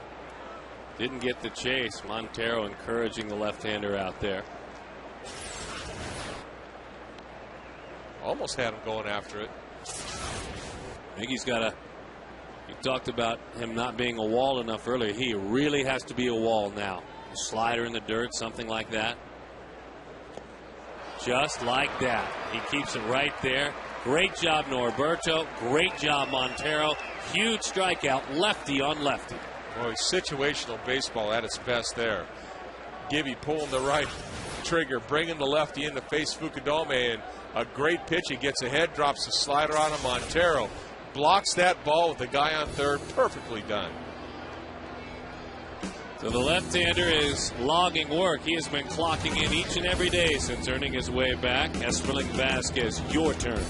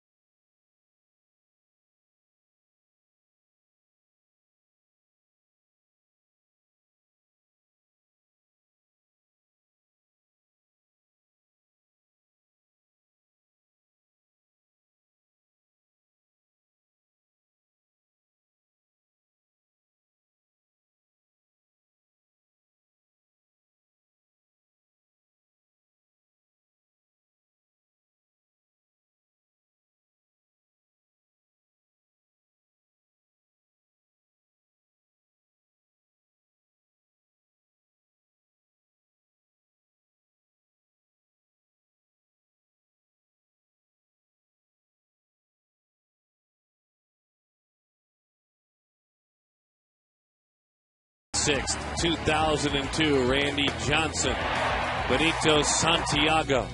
And for Randy, a tip of the cap, moving up that strikeout list. And in doing so, climbing up that list, moving past Pops, my father, on the all-time strikeout list there, on his way towards 4,000 strikeouts. Esperling Vasquez, right-hander, goes to work. Maybe trying to match that bullpen up. Vasquez, sinking fastball, strike one. Well, I love the way when Roberto came in, he starts off with a strike. Vasquez comes in, he starts off with a strike. So important, that first pitch you throw as a reliever coming out of that bullpen. Line drive, base hit, center field.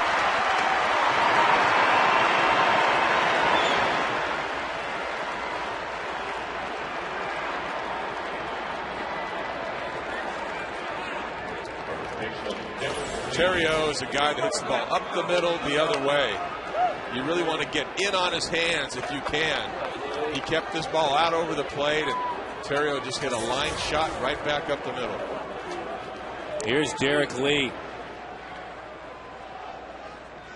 So that is now 45 inherited runners that have scored this year, at 47%. I'm all in. I'm all in, Mikey, for a Donnybrook. I'm ready. I'm ready whenever you are. Let's put it between the 2 and the 5 and let's go. 4-2 the score. Fastball is in. That ball punched up there at 94. The ball Terrio hit was at 90.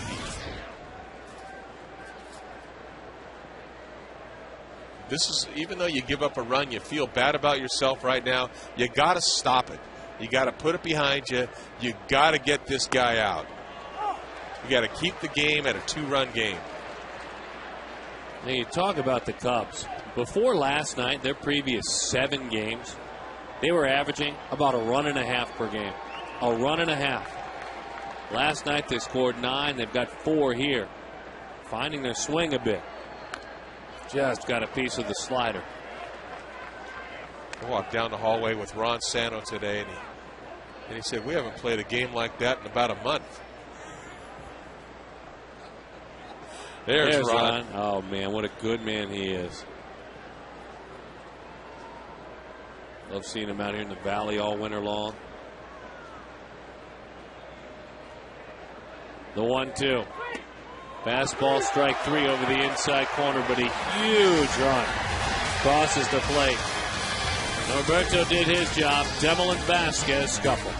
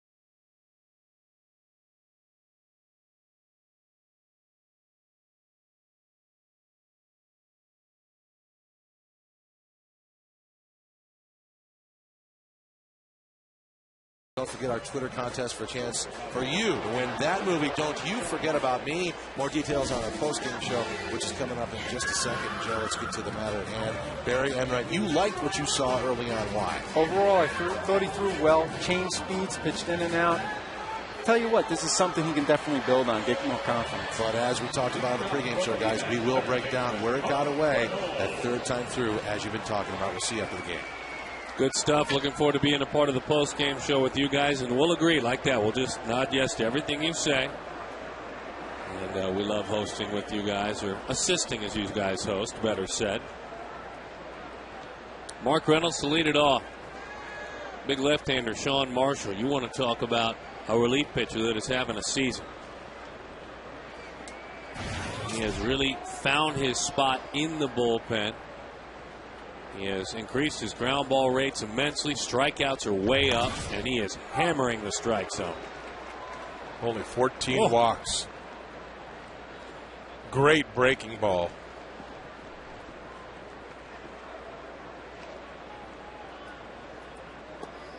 Swing and a miss. There's that great breaking ball. The Cubs tonight overall, Silva and now Marshall, have been throwing a lot of off-speed pitches to Mark Reynolds. They've got him out on his front foot a couple times. And even with that big curveball, they're staying with it. Reynolds puts it on the ground. Lou Piniella loves going to a couple of relievers that help. We spoke with Piniella before the game. Simple question. Explain to us a little bit about managerial style. You feel that you got all this energy, and you feel that you got to be involved in everything. Well, you can be involved, but let the coaches do their job. And the more you delegate, the more involved they're in it, the better they feel about what they're doing. So That's important. And then you got to be yourself. Those are the big things. Lou Piniella sharing some of his thoughts. We'll hear more over the next couple of days from Lou Piniella. And he's talking about his style, too. That was when he's saying, when I was a young manager, I tried to do everything. You know, put my hands on everything. You have to delegate. In this case, Larry Rothschild. Who do I use out of the bullpen? Get them better so we can use them more. Delegate.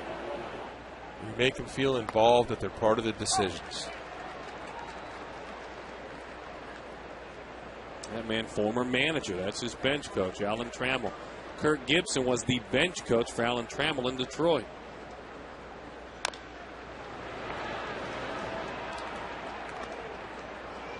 Every Wednesday, log on to FoxSportsArizona.com. Talk baseball with Jack Magruder. He'll be on during tomorrow's game against the Cubs.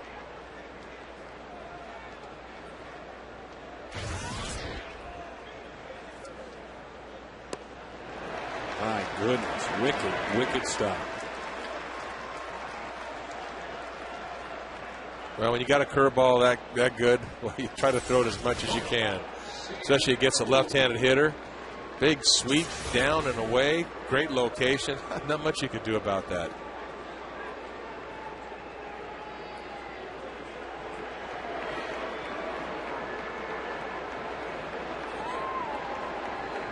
Lou telling us before the game, I've got two guys, and I use them. Two real dependable guys. Marshall's one, Normal is the other.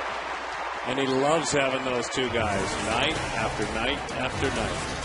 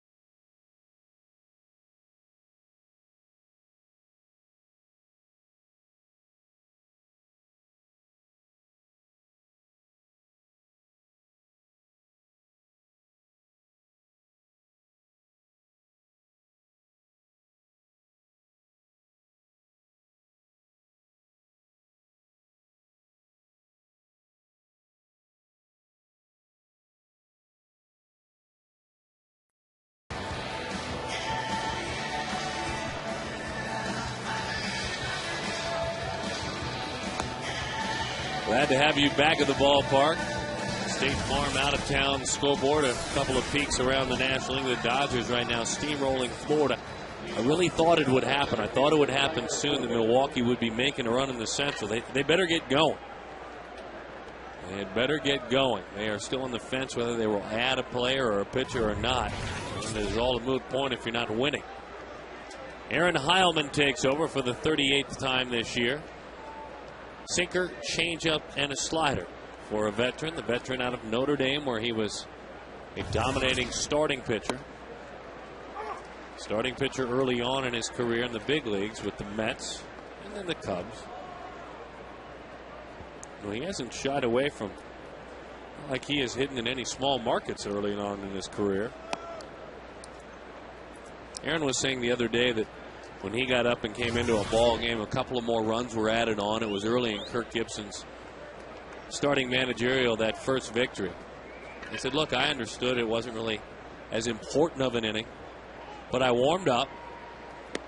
There's a change. And my manager brought me in, even though we added on some runs. And he said, for me, for my money, I love the get me up, get me into the game mentality. Yeah, that's what they want. The worst thing you could do for a reliever is get him up, get him ready to go, game ready, and then down. Then have to get him up again, get him game ready, and get down. He never knows. There's a lot of this game that's also mental. He's getting himself mentally prepared on who he's going to face when he comes into the game. You know, and he made the point, okay, so now it becomes a 5-run lead or a 6-run lead, whatever occurred. He said, what are you going to do with all those runs added with 2 outs? Do you hurry someone else up who's lesser on the depth chart and hurry them up and rush them into the game? Because that's not fair to either one of us.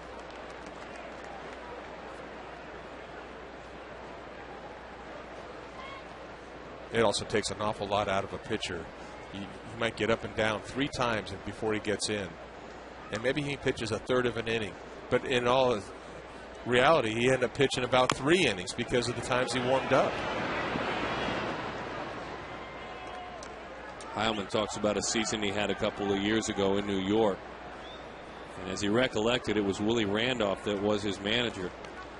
He said, literally, and he goes, I'm sure it wasn't without fail, but I can't remember a single time in that season, not one time, where I warmed up and didn't come in the game. They changed their mind. He said, that's why I was able to pitch so many games in a single season. I'm guessing it was the 81 appearances of 07. 81 appearances. 81 times up, got ready, and got in the game. That's half the games.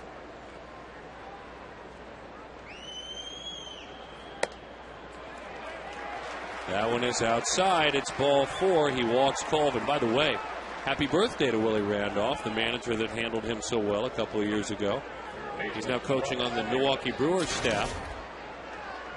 We tied things together. The team that can't get it going. 20-year-old Brewers can't get it going. I just felt like they were going to make a run at some point. You got to have some pitching. Tick tock, tick tock. You better hurry.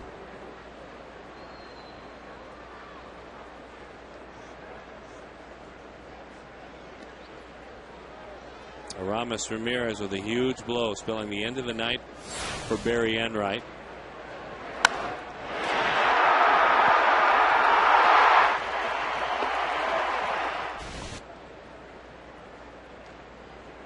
Now, another critical inning right now for the bullpen of the Diamondbacks. You gave up a run last inning. Heilman walks the first batter he faces, Colvin.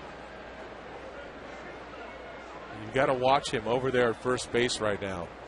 When you're down by a couple runs, this is when the clubs are going to want to run or hit and run. Do something aggressive on the base paths.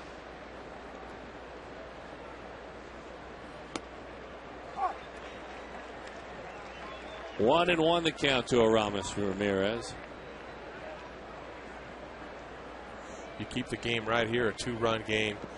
You know, you're only a bloop and a blast away from tying this game up.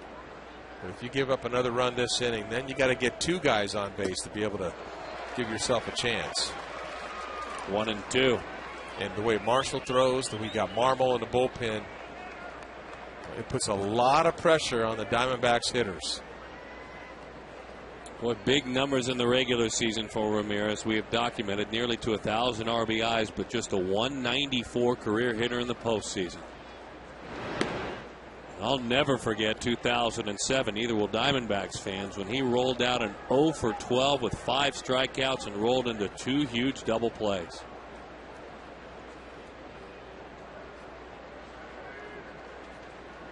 You can tip your cap to the man in the batter's box. Yeah, that was a thank you very much. Well, you don't see the breaking ball that often from Heilman, but he threw a perfect one that time. Right on the outside corner, right to Montero. He didn't get the call, though. Here's where he's trying to get that ground ball, get that double play.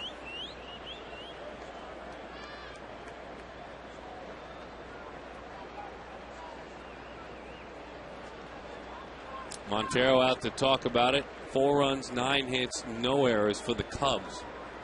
They've stranded 5. For the Diamondbacks, 2 runs, 4 hits, and no errors. They've stranded a pair.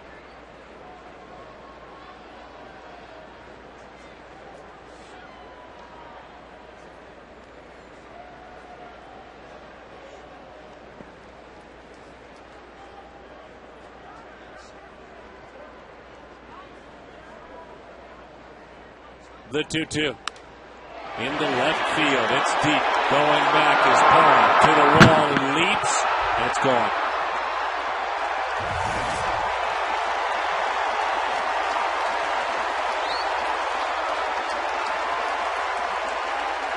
His 22nd multiple home run game, his first since August of 08 against Washington.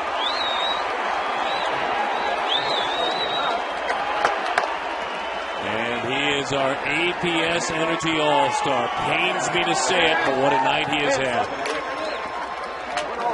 Someone coming into this game hitting less than $180. He's got 2 big home runs. And the one that killed with that was the leadoff walk by Heilman, followed by that home run by Ramirez.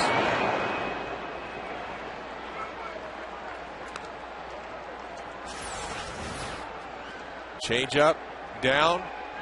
Was able to keep his hands back and got enough of that ball just to get it over Parr's glove.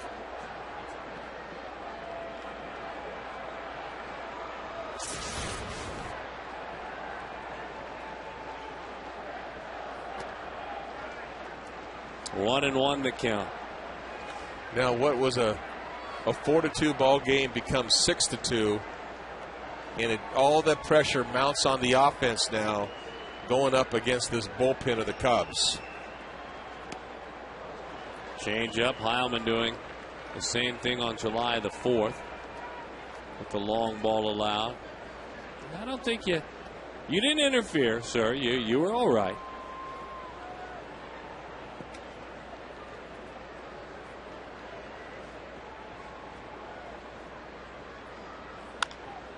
Good pitch, ground ball to short. Stephen Drew is there, fielding and firing in time for the out.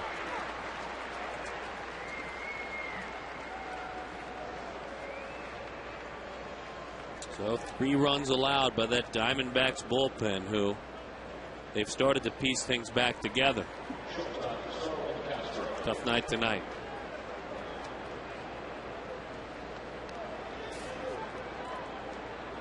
But after that 3-run 6, the Diamondbacks get another run back. It's 3-2, and then you give back 3 more runs.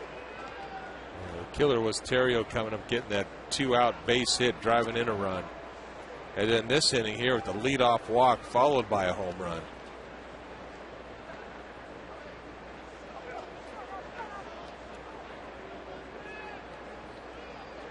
One and 0 the count to Starlin Castro. Tom Candiotti along with Darren Sutton and you. Glad to have you with us. To the right side with a breaking ball. That one is a fair ball. You can see it picking up. Oh, look at this young man flies. There's a shot at him.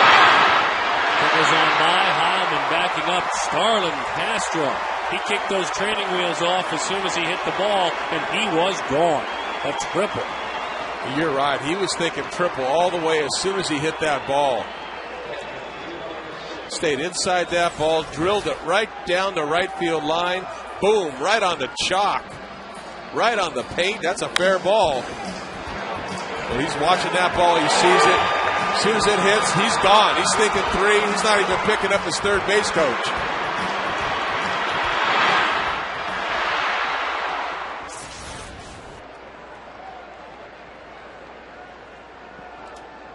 Heilman, big trouble here. The Diamondbacks having to bring the infield in now. They got to cut this run off to have a chance. The pitch is inside. The Cubs trying to win game 2 of this series and go ahead and win the series early. The last time the Cubs won a series in Arizona, August 2003. The 1-0 inside. Game 3, by the way, of that series was saved by Joe Borowski. August 2003.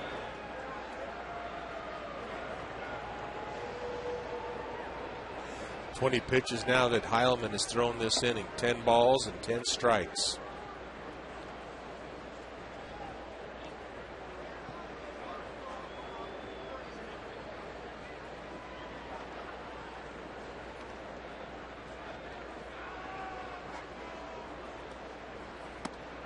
Two and 1 the count to Giovanni Soto.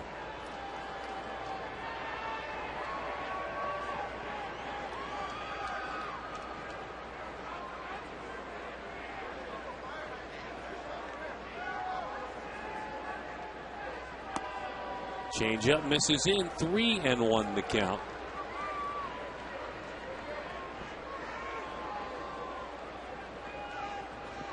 Silva good, and then they hit for him. His night was cut short. Silva, if he can hang on, will win again and make another case that he should have been an all-star with 9 victories. 3-2 the count. Sometimes you look at the defense, they're frustrated right now. You can see it in their body language. Back on their heels.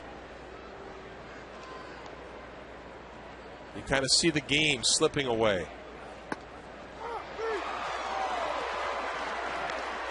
Soto goes down on strikes, and perfect pitch right on the outside corner. Good pitch right there. Soto knew it.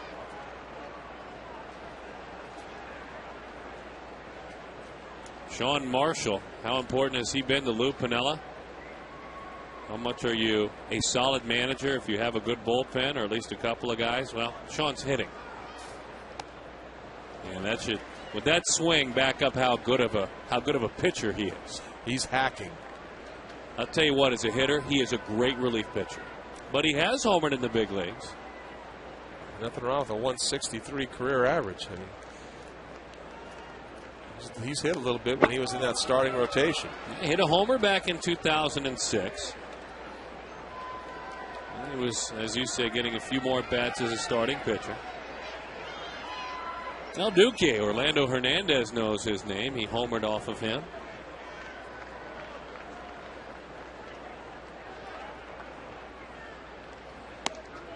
At that time, though, Heilman sits him down. But a big 2-run home run by a man who's not the friend of this show anymore, Aramis Ramirez.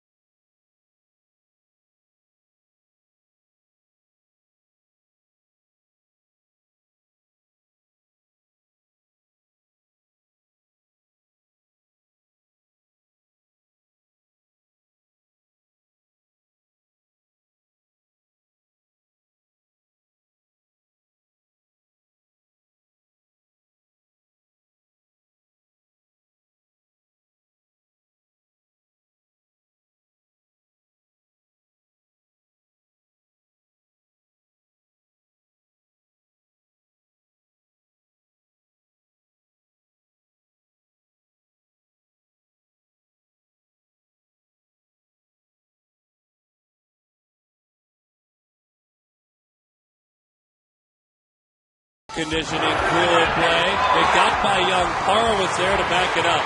Ryan Terrio, a little bit of execution. Run down at the plate. And that young man certainly felt good about that play. That was back in the 6th inning. He left trailing by a score of 3-1 in just his second major league start, up from Double-A. His club trimmed it to a 3-2 deficit, and you felt good. And then the bullpen that has had a very tough year, though better of late, still an ERA of the high 6s to around 7 all season long, had another tough night. Tony Abreu, switch hitter, digs in. He is trying to piece things back together after really disappearing in the month of June. Had a good night a couple of nights ago, and he hopes to keep it going, hopping off the bench. I think that may be the first ball out of the strike zone that Marshall's thrown in about a month. I mean, if he didn't look dialed in last night and again tonight. And Gandy, man, we've been looking at him for the last couple of years. We know all about him, but this just seems to fit him. Yeah, he's made a great adjustment to this pen. And it's amazing. There's some starters that do that. You know you're only going to go out there for an inning or two. That's it. No more than once through the lineup. And all of a sudden, you don't try to pitch. You go out there with your best stuff and let it go. The 1-2. Fastball, strike 3.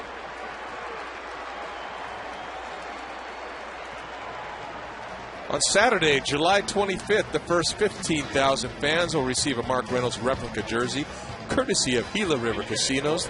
The Diamondbacks will take on the San Francisco Giants. Call 602-462-4794 or visit dbacks.com/giveaways for tickets.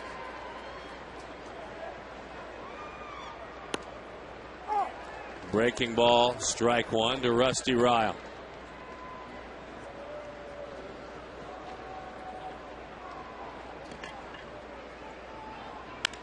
Ryle drives that one into left center field, hanging up there all the way it rolls. It's down. And Rusty Ryle. Good to see you with a 2-bagger. Hammered left-handers in the minor leagues. Has done a nice job against Southpaws and hops off the bench. Loves his opportunity to hit. Every time we get here, early batting practice, Rusty Ryle is always here. He's taking ground balls at third. He's taking ground balls at first. He's taking soft toss. He's extra BP. Everything. Whatever he can do to get in the lineup. And this kid really works his tail off.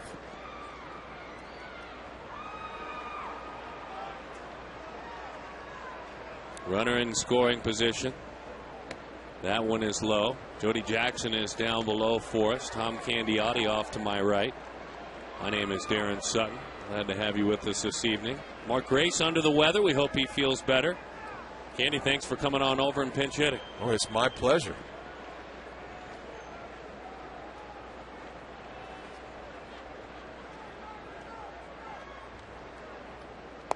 That pitch is low. And we also want to thank Jeff Munn for hopping into the radio side and filling in for you. Look at all this thing Gracie causes. See, you got me flying over here. You got money coming over there. And Leo's always there. Yeah. Leo's putting in his pizza order for tonight. 2-1 the count. I tell you, you guys are edgy. As that one is a low strike. Edgy on radio. You guys dole it out pretty good. I like it. I think those guys over there are very happy that I'm not over in that booth for one night. Look how it is. It's very peaceful.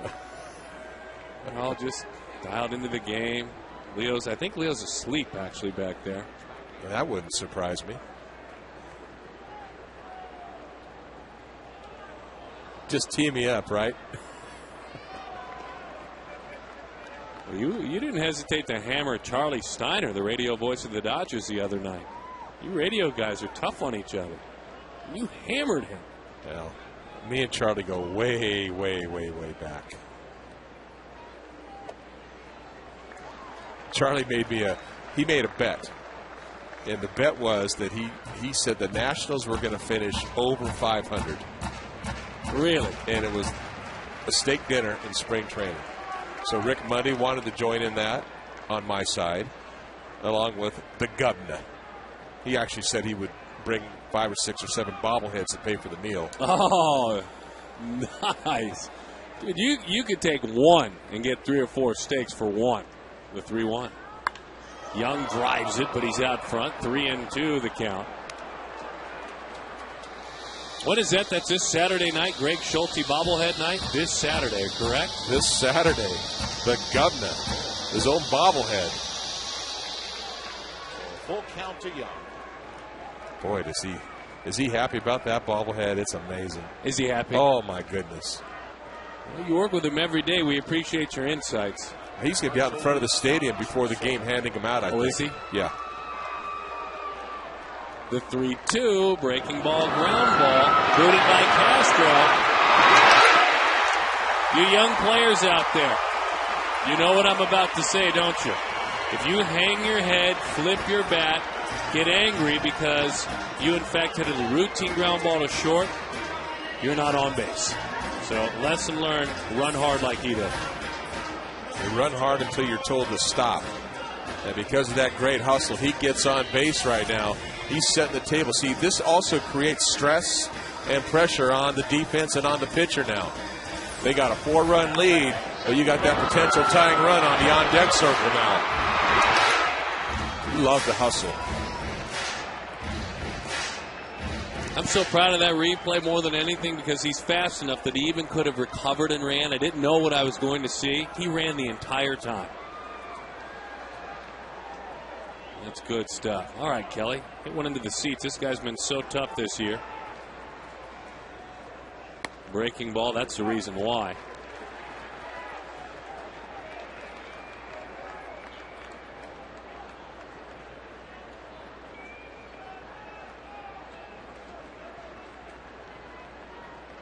He's got to keep this merry-go-round going now. Wow. This is in the 6th inning.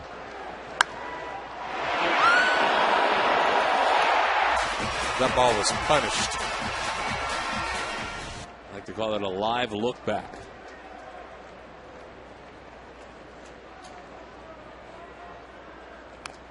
A little bit of history there. How about that? 3 of 6. Keep that front shoulder in. Kelly throughout his career has hung in there against left-handed pitching, but this is a tall customer that has been extra special this season. He has given up just 1 home run this season. Hanging around. You look at the stance of Kelly Johnson. You talk about the front shoulder. That front shoulder stays closed when he's up there, almost a closed stance, which helps him combat lefties. You'll see a lot of guys, lefties or righties, start with an open stance and then dive towards the plate. But he keeps a closed stance, and that's why he sees the ball very good against left-handed hitters.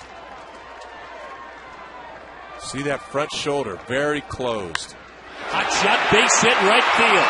Come on down, says Joel Youngblood, racing on around. Heading to third is Young.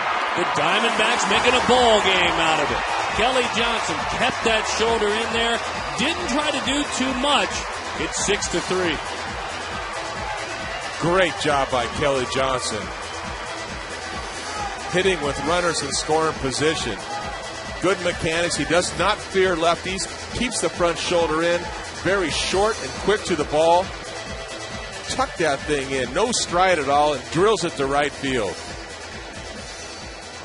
Just keep this merry-go-round going right now.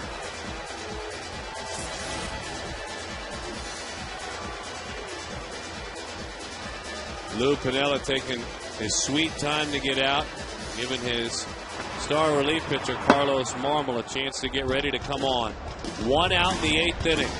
The closer for the Cubs gets the call.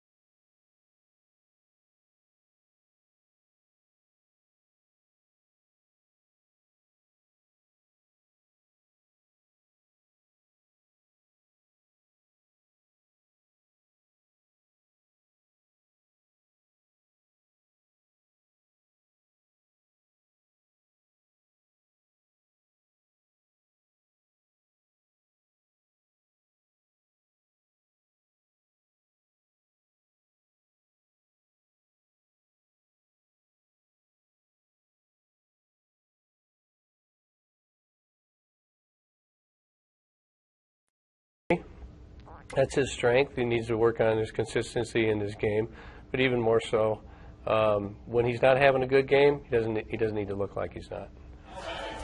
He needs to look like he's got energy and it's not a problem, and it'll help him set himself up for his next 8 weeks. Because the game is so tough. His deal is he's so critical of himself. It just hurts him terribly to fail. Believe me, he wants to do well for you and everybody listening more than you can ever believe. That kid has got a heart of gold. And that kid with a heart of gold who wants to please all of you watching with a huge opportunity. It's a tough one, though, against closer Carlos Marmol, who comes on looking to go an inning and 2/3. He last did it in a ball game back on May the 17th against Colorado in a Cubs 4-2 win. Otherwise, he's usually good for an inning or even 2/3 of an inning, but he has done it. Carlos Marmol, big-time strikeout pitcher. Remind us of his stuff, Candyman. Oh, boy, he's got a good one. He's got a good fastball. He'll run up there about 95 miles an hour, but his breaking ball is one of the best in all baseball. Just a disappearing slider. 1-1 the count.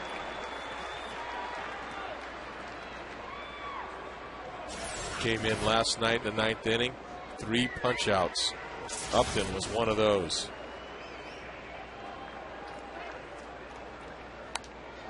Buried that pitch in. Didn't mean to. That was an ugly slider, but he got a strike out of it. Yeah, he's not a guy that's efficient with his command. He's up there just letting it go, and mechanics, he falls way off, but he just has such great rotation and great arm speed that he can get away with making mistakes like that. What a take. What a take of a pitch that could have been called strike 3. Looked like it was out. Oh, boy. At some point that ball is crossing through the hitting area. And for Upton to lay off that pitch, a hard slider, my goodness. That's a great eye. Justin Upton, choke and poke into left field. Fighting it off, not striking out with 2 strikes. We've got ourselves a real story here in the desert, 6-4. We talked about at the top of the show, guys trying to make adjustments. With 2 strikes, one of the best strikeout pitchers in all of baseball, he throws his nastiest slider. And Upton just goes out there, nothing to it, wants to make contact. He doesn't even finish his swing. It's a onesie. He drives in young and keeps it going. He was saying that earlier, Kirk Gibson. Get one. Get a onesie instead of trying to get all 3 at one time. Get yourself 1. Miguel Montero, that one is up and away. On this homestand, coming in, and that's 3 games against L.A., 1 against the Cubs. 7th inning or later, the Diamondbacks had struck out 20 times in 42 plate appearances. Breaking ball, good pitch, 1-1. That's half the time in the 7th inning or later. Yeah. And there's a reason for that, too. When you find yourself behind in the game, you're trying to make things happen instead of just trying to take one step at a time. You're trying to hit the home run, and that's why you end up striking out quite a bit. Plus, you're facing the other team's best arms out of the bullpen. So, naturally, they're going to get more strikeouts. But seeing hits like that, Justin Upton, boy, you could tell that they're buying into it. That, though, Miguel trying to do a little bit too much. That was a vacate from the norm, and usually Montero, although he was beaten, that is 2 strikeouts in 8 plate appearances, 7th on tonight. Yeah, but look, the quality of this pitch, my goodness. It was just a blackout slider down and in. Nothing he could do about that one.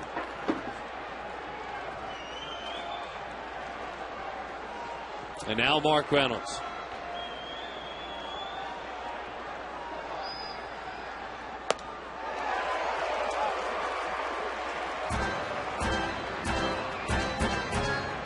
Well, it's only natural for Mark to come up here right now in this situation and know that a home run gives the Diamondbacks a lead. And it's all right to take those hacks like that till you get to 2 strikes. And now with 2 strikes, you got a battle. This is where you try to make that contact.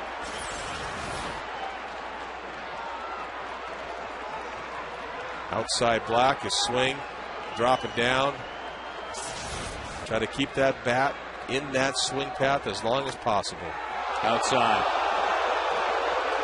Nearly got the call. Kirk Gibson talking yesterday about one for his first 15 against Goose Gossage with 9 strikeouts before he homered against him in the World Series. He said, Mark Reynolds, very similar to my start against Goose. Breaking ball, strike 3. He now is 0 for 6 with 6 strikeouts. He said at some point with a pitcher like that, if you make enough adjustments, you'll get him. But Reynolds should feel like he owes him. He still owes him. The Diamondbacks climb back into this game, though.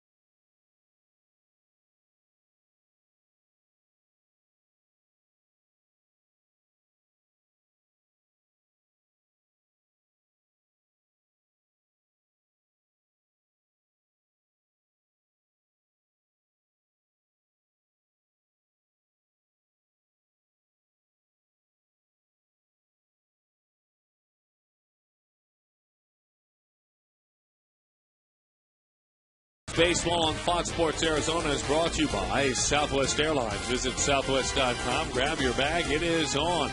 Quest high-speed internet, blazing fast speeds that won't burn up your wallet. By Blippy, America's sub shop. And by your Valley Hyundai dealers. It's time for the 7th inning stretch. Your dollar. Hyundai, now the most fuel-efficient car maker in America. ValleyHyundaiDealers.com.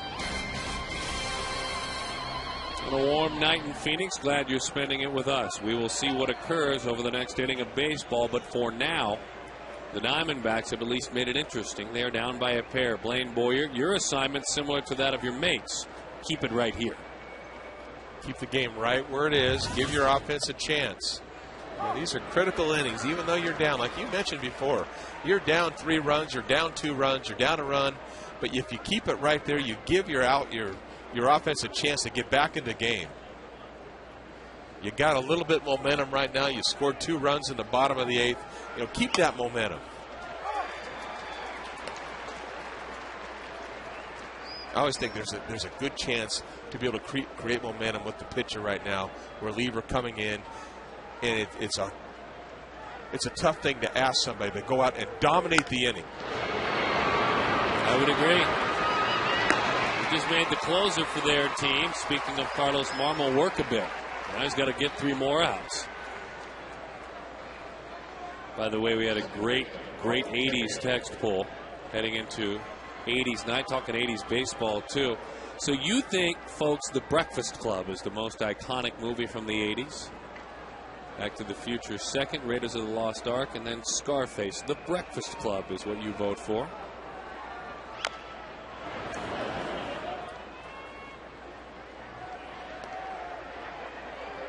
Oh, nice. Ronnie Woo-Woo. And, of course, Steve Bartman. And when we have our bench clearing Donnybrook, Mikey, that's good stuff.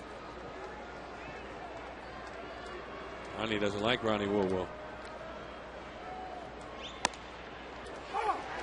0-2 the count.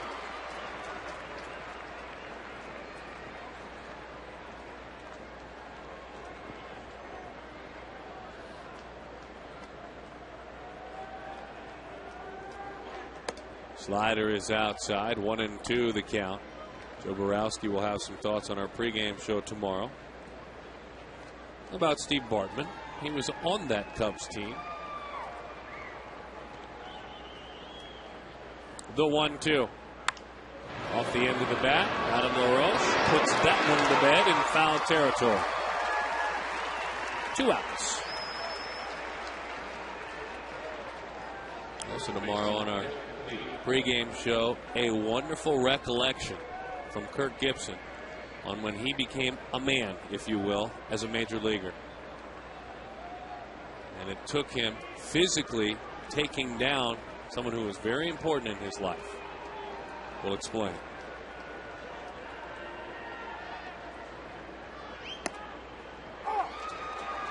You remember, Gibby was quite a college football.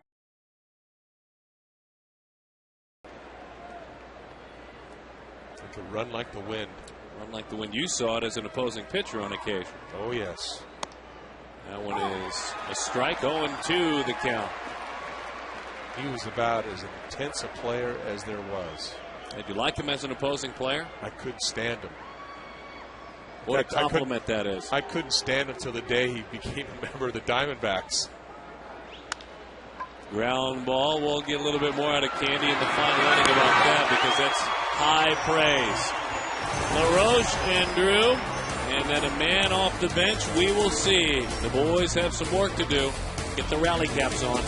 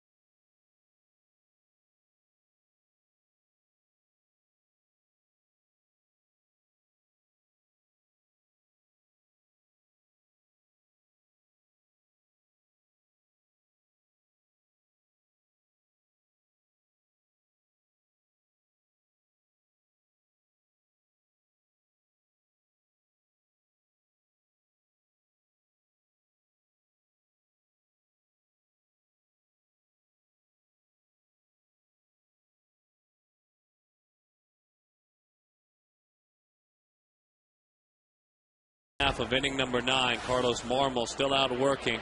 It has been not 1, not 2, but 3 times this year that Adam LaRoche has homered against the Chicago Cubs. Left the ballpark, and then last night, no doubt.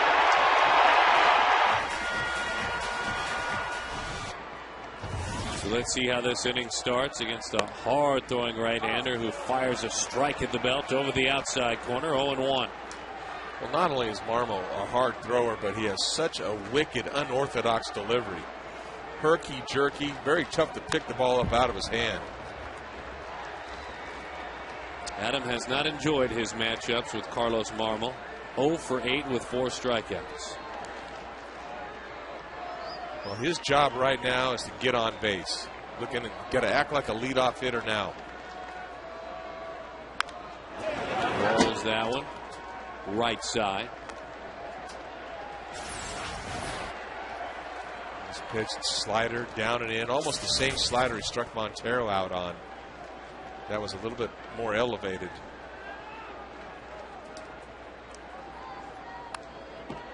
I left that one at about the knees. He was ready for that one. Fouled it off.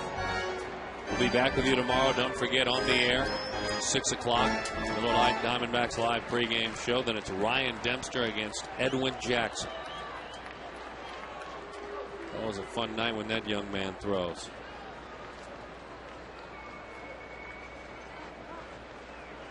And then the Florida Marlins come to town.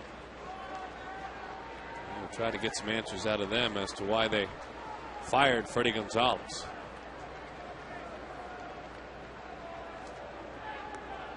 He went. Better take off. He does. He will reach. There we go. Adam LaRoche.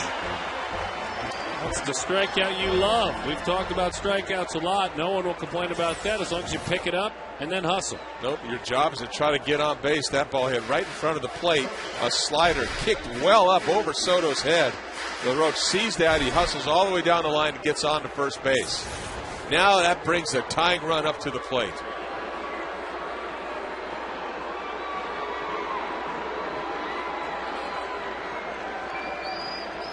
Cubs have not won back-to-back games, by the way, since a couple of weeks back against Oakland, June 16th and 17th. That's back-to-back. Stephen Drew 2 for 7 in his career against Marmol. See his approach there, just trying to take the ball the other way. He's been doing that all night, hasn't he? He's hit a couple nice shots out the left field. Sack fly in the second inning, a line shot in the fifth.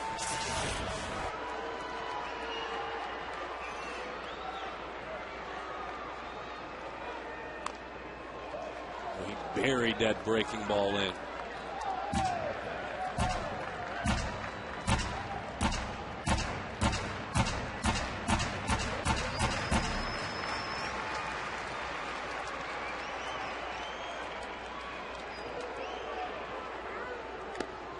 Hung on to it. That's strike 3.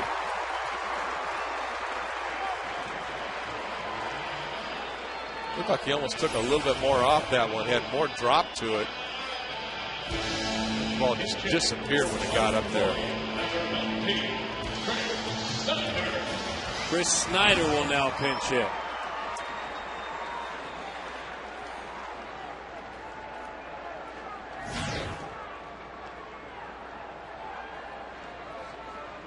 He is homered against Marmol. He is 2 for 6 against him. Good numbers against Carlos Marmol. If you're looking to add on to those numbers. Chris, plenty warm, plenty loose, not necessarily with a bat in his hand. This is the old-fashioned pinch hit. He spent the evening down in the bullpen warming up relief pitchers. Len Matuzas down there. You could see him between innings carrying his equipment bag in. Immediately said, grab a bat and the helmet and get out there. Breaking ball, 1-1. You want to talk out a big-time strikeout pitcher this year. 17 strikeouts per 9 innings of work for Marmol. In his career, 11 strikeouts per 9 innings of work. 17 strikeouts per 9. Snyder down the line. Foul ball. Then he tried to rush the fastball by Snides. He had none of that. He drilled that ball, and it just hooked at the very last second, and just missed that foul line. Missed it by about a foot and a half.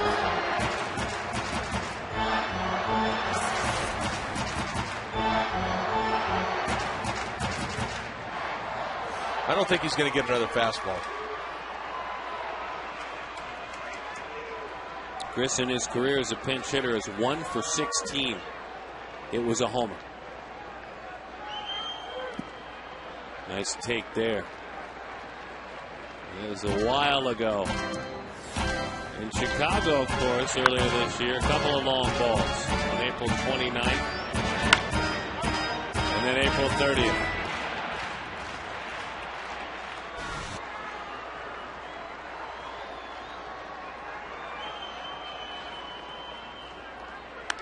Fastball, buried it in on his knuckles. Couldn't do anything with it in Chris's ears. He did throw him another fastball. It was way in his kitchen, though. Boy, after he nailed that ball down the left field line, just foul. He threw the slider, and then he came right back with a hard heater. But the location is what got Snyder out that time. Right on his hands.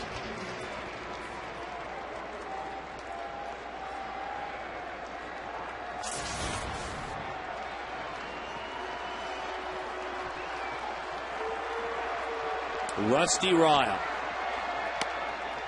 stayed in for the Diamondbacks. Came on with a pinch hit, picked up a base hit, averaged just a tick under 300.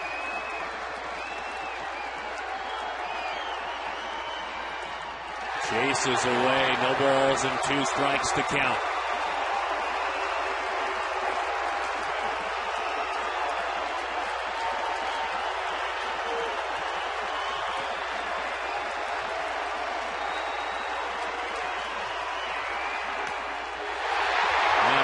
Just barely caught a last gasp of air. 0-2, we do it again.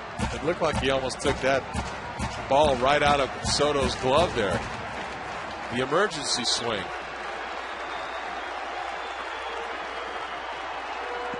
That'll do it. It will be completed with that one. The Cubs win the series. The first time they have won a series in this ballpark against the Diamondbacks since 2003. And they have not won back-to-back games since a couple of weeks ago against the Oakland Athletics. Well, obviously some key big strikeouts late in the ball game. I'm going to go all the way back, though, and get your thoughts on Barry Enright. This game had a disappointing end because of the bullpen. Your thoughts on the starting pitcher? Yeah, the starting pitcher was excellent. I really liked the way he stayed aggressive. I liked the way him and Montero worked together. They did a nice job. Unfortunately, it looked like he ran out of gas, in that 6th inning when the Cubs put a 3-spot on him. But up until that point, he was excellent. All right, Candyman, great job. We'll hear from you in the post-game show. Let's get it on out there. Certainly some thoughts. They've been watching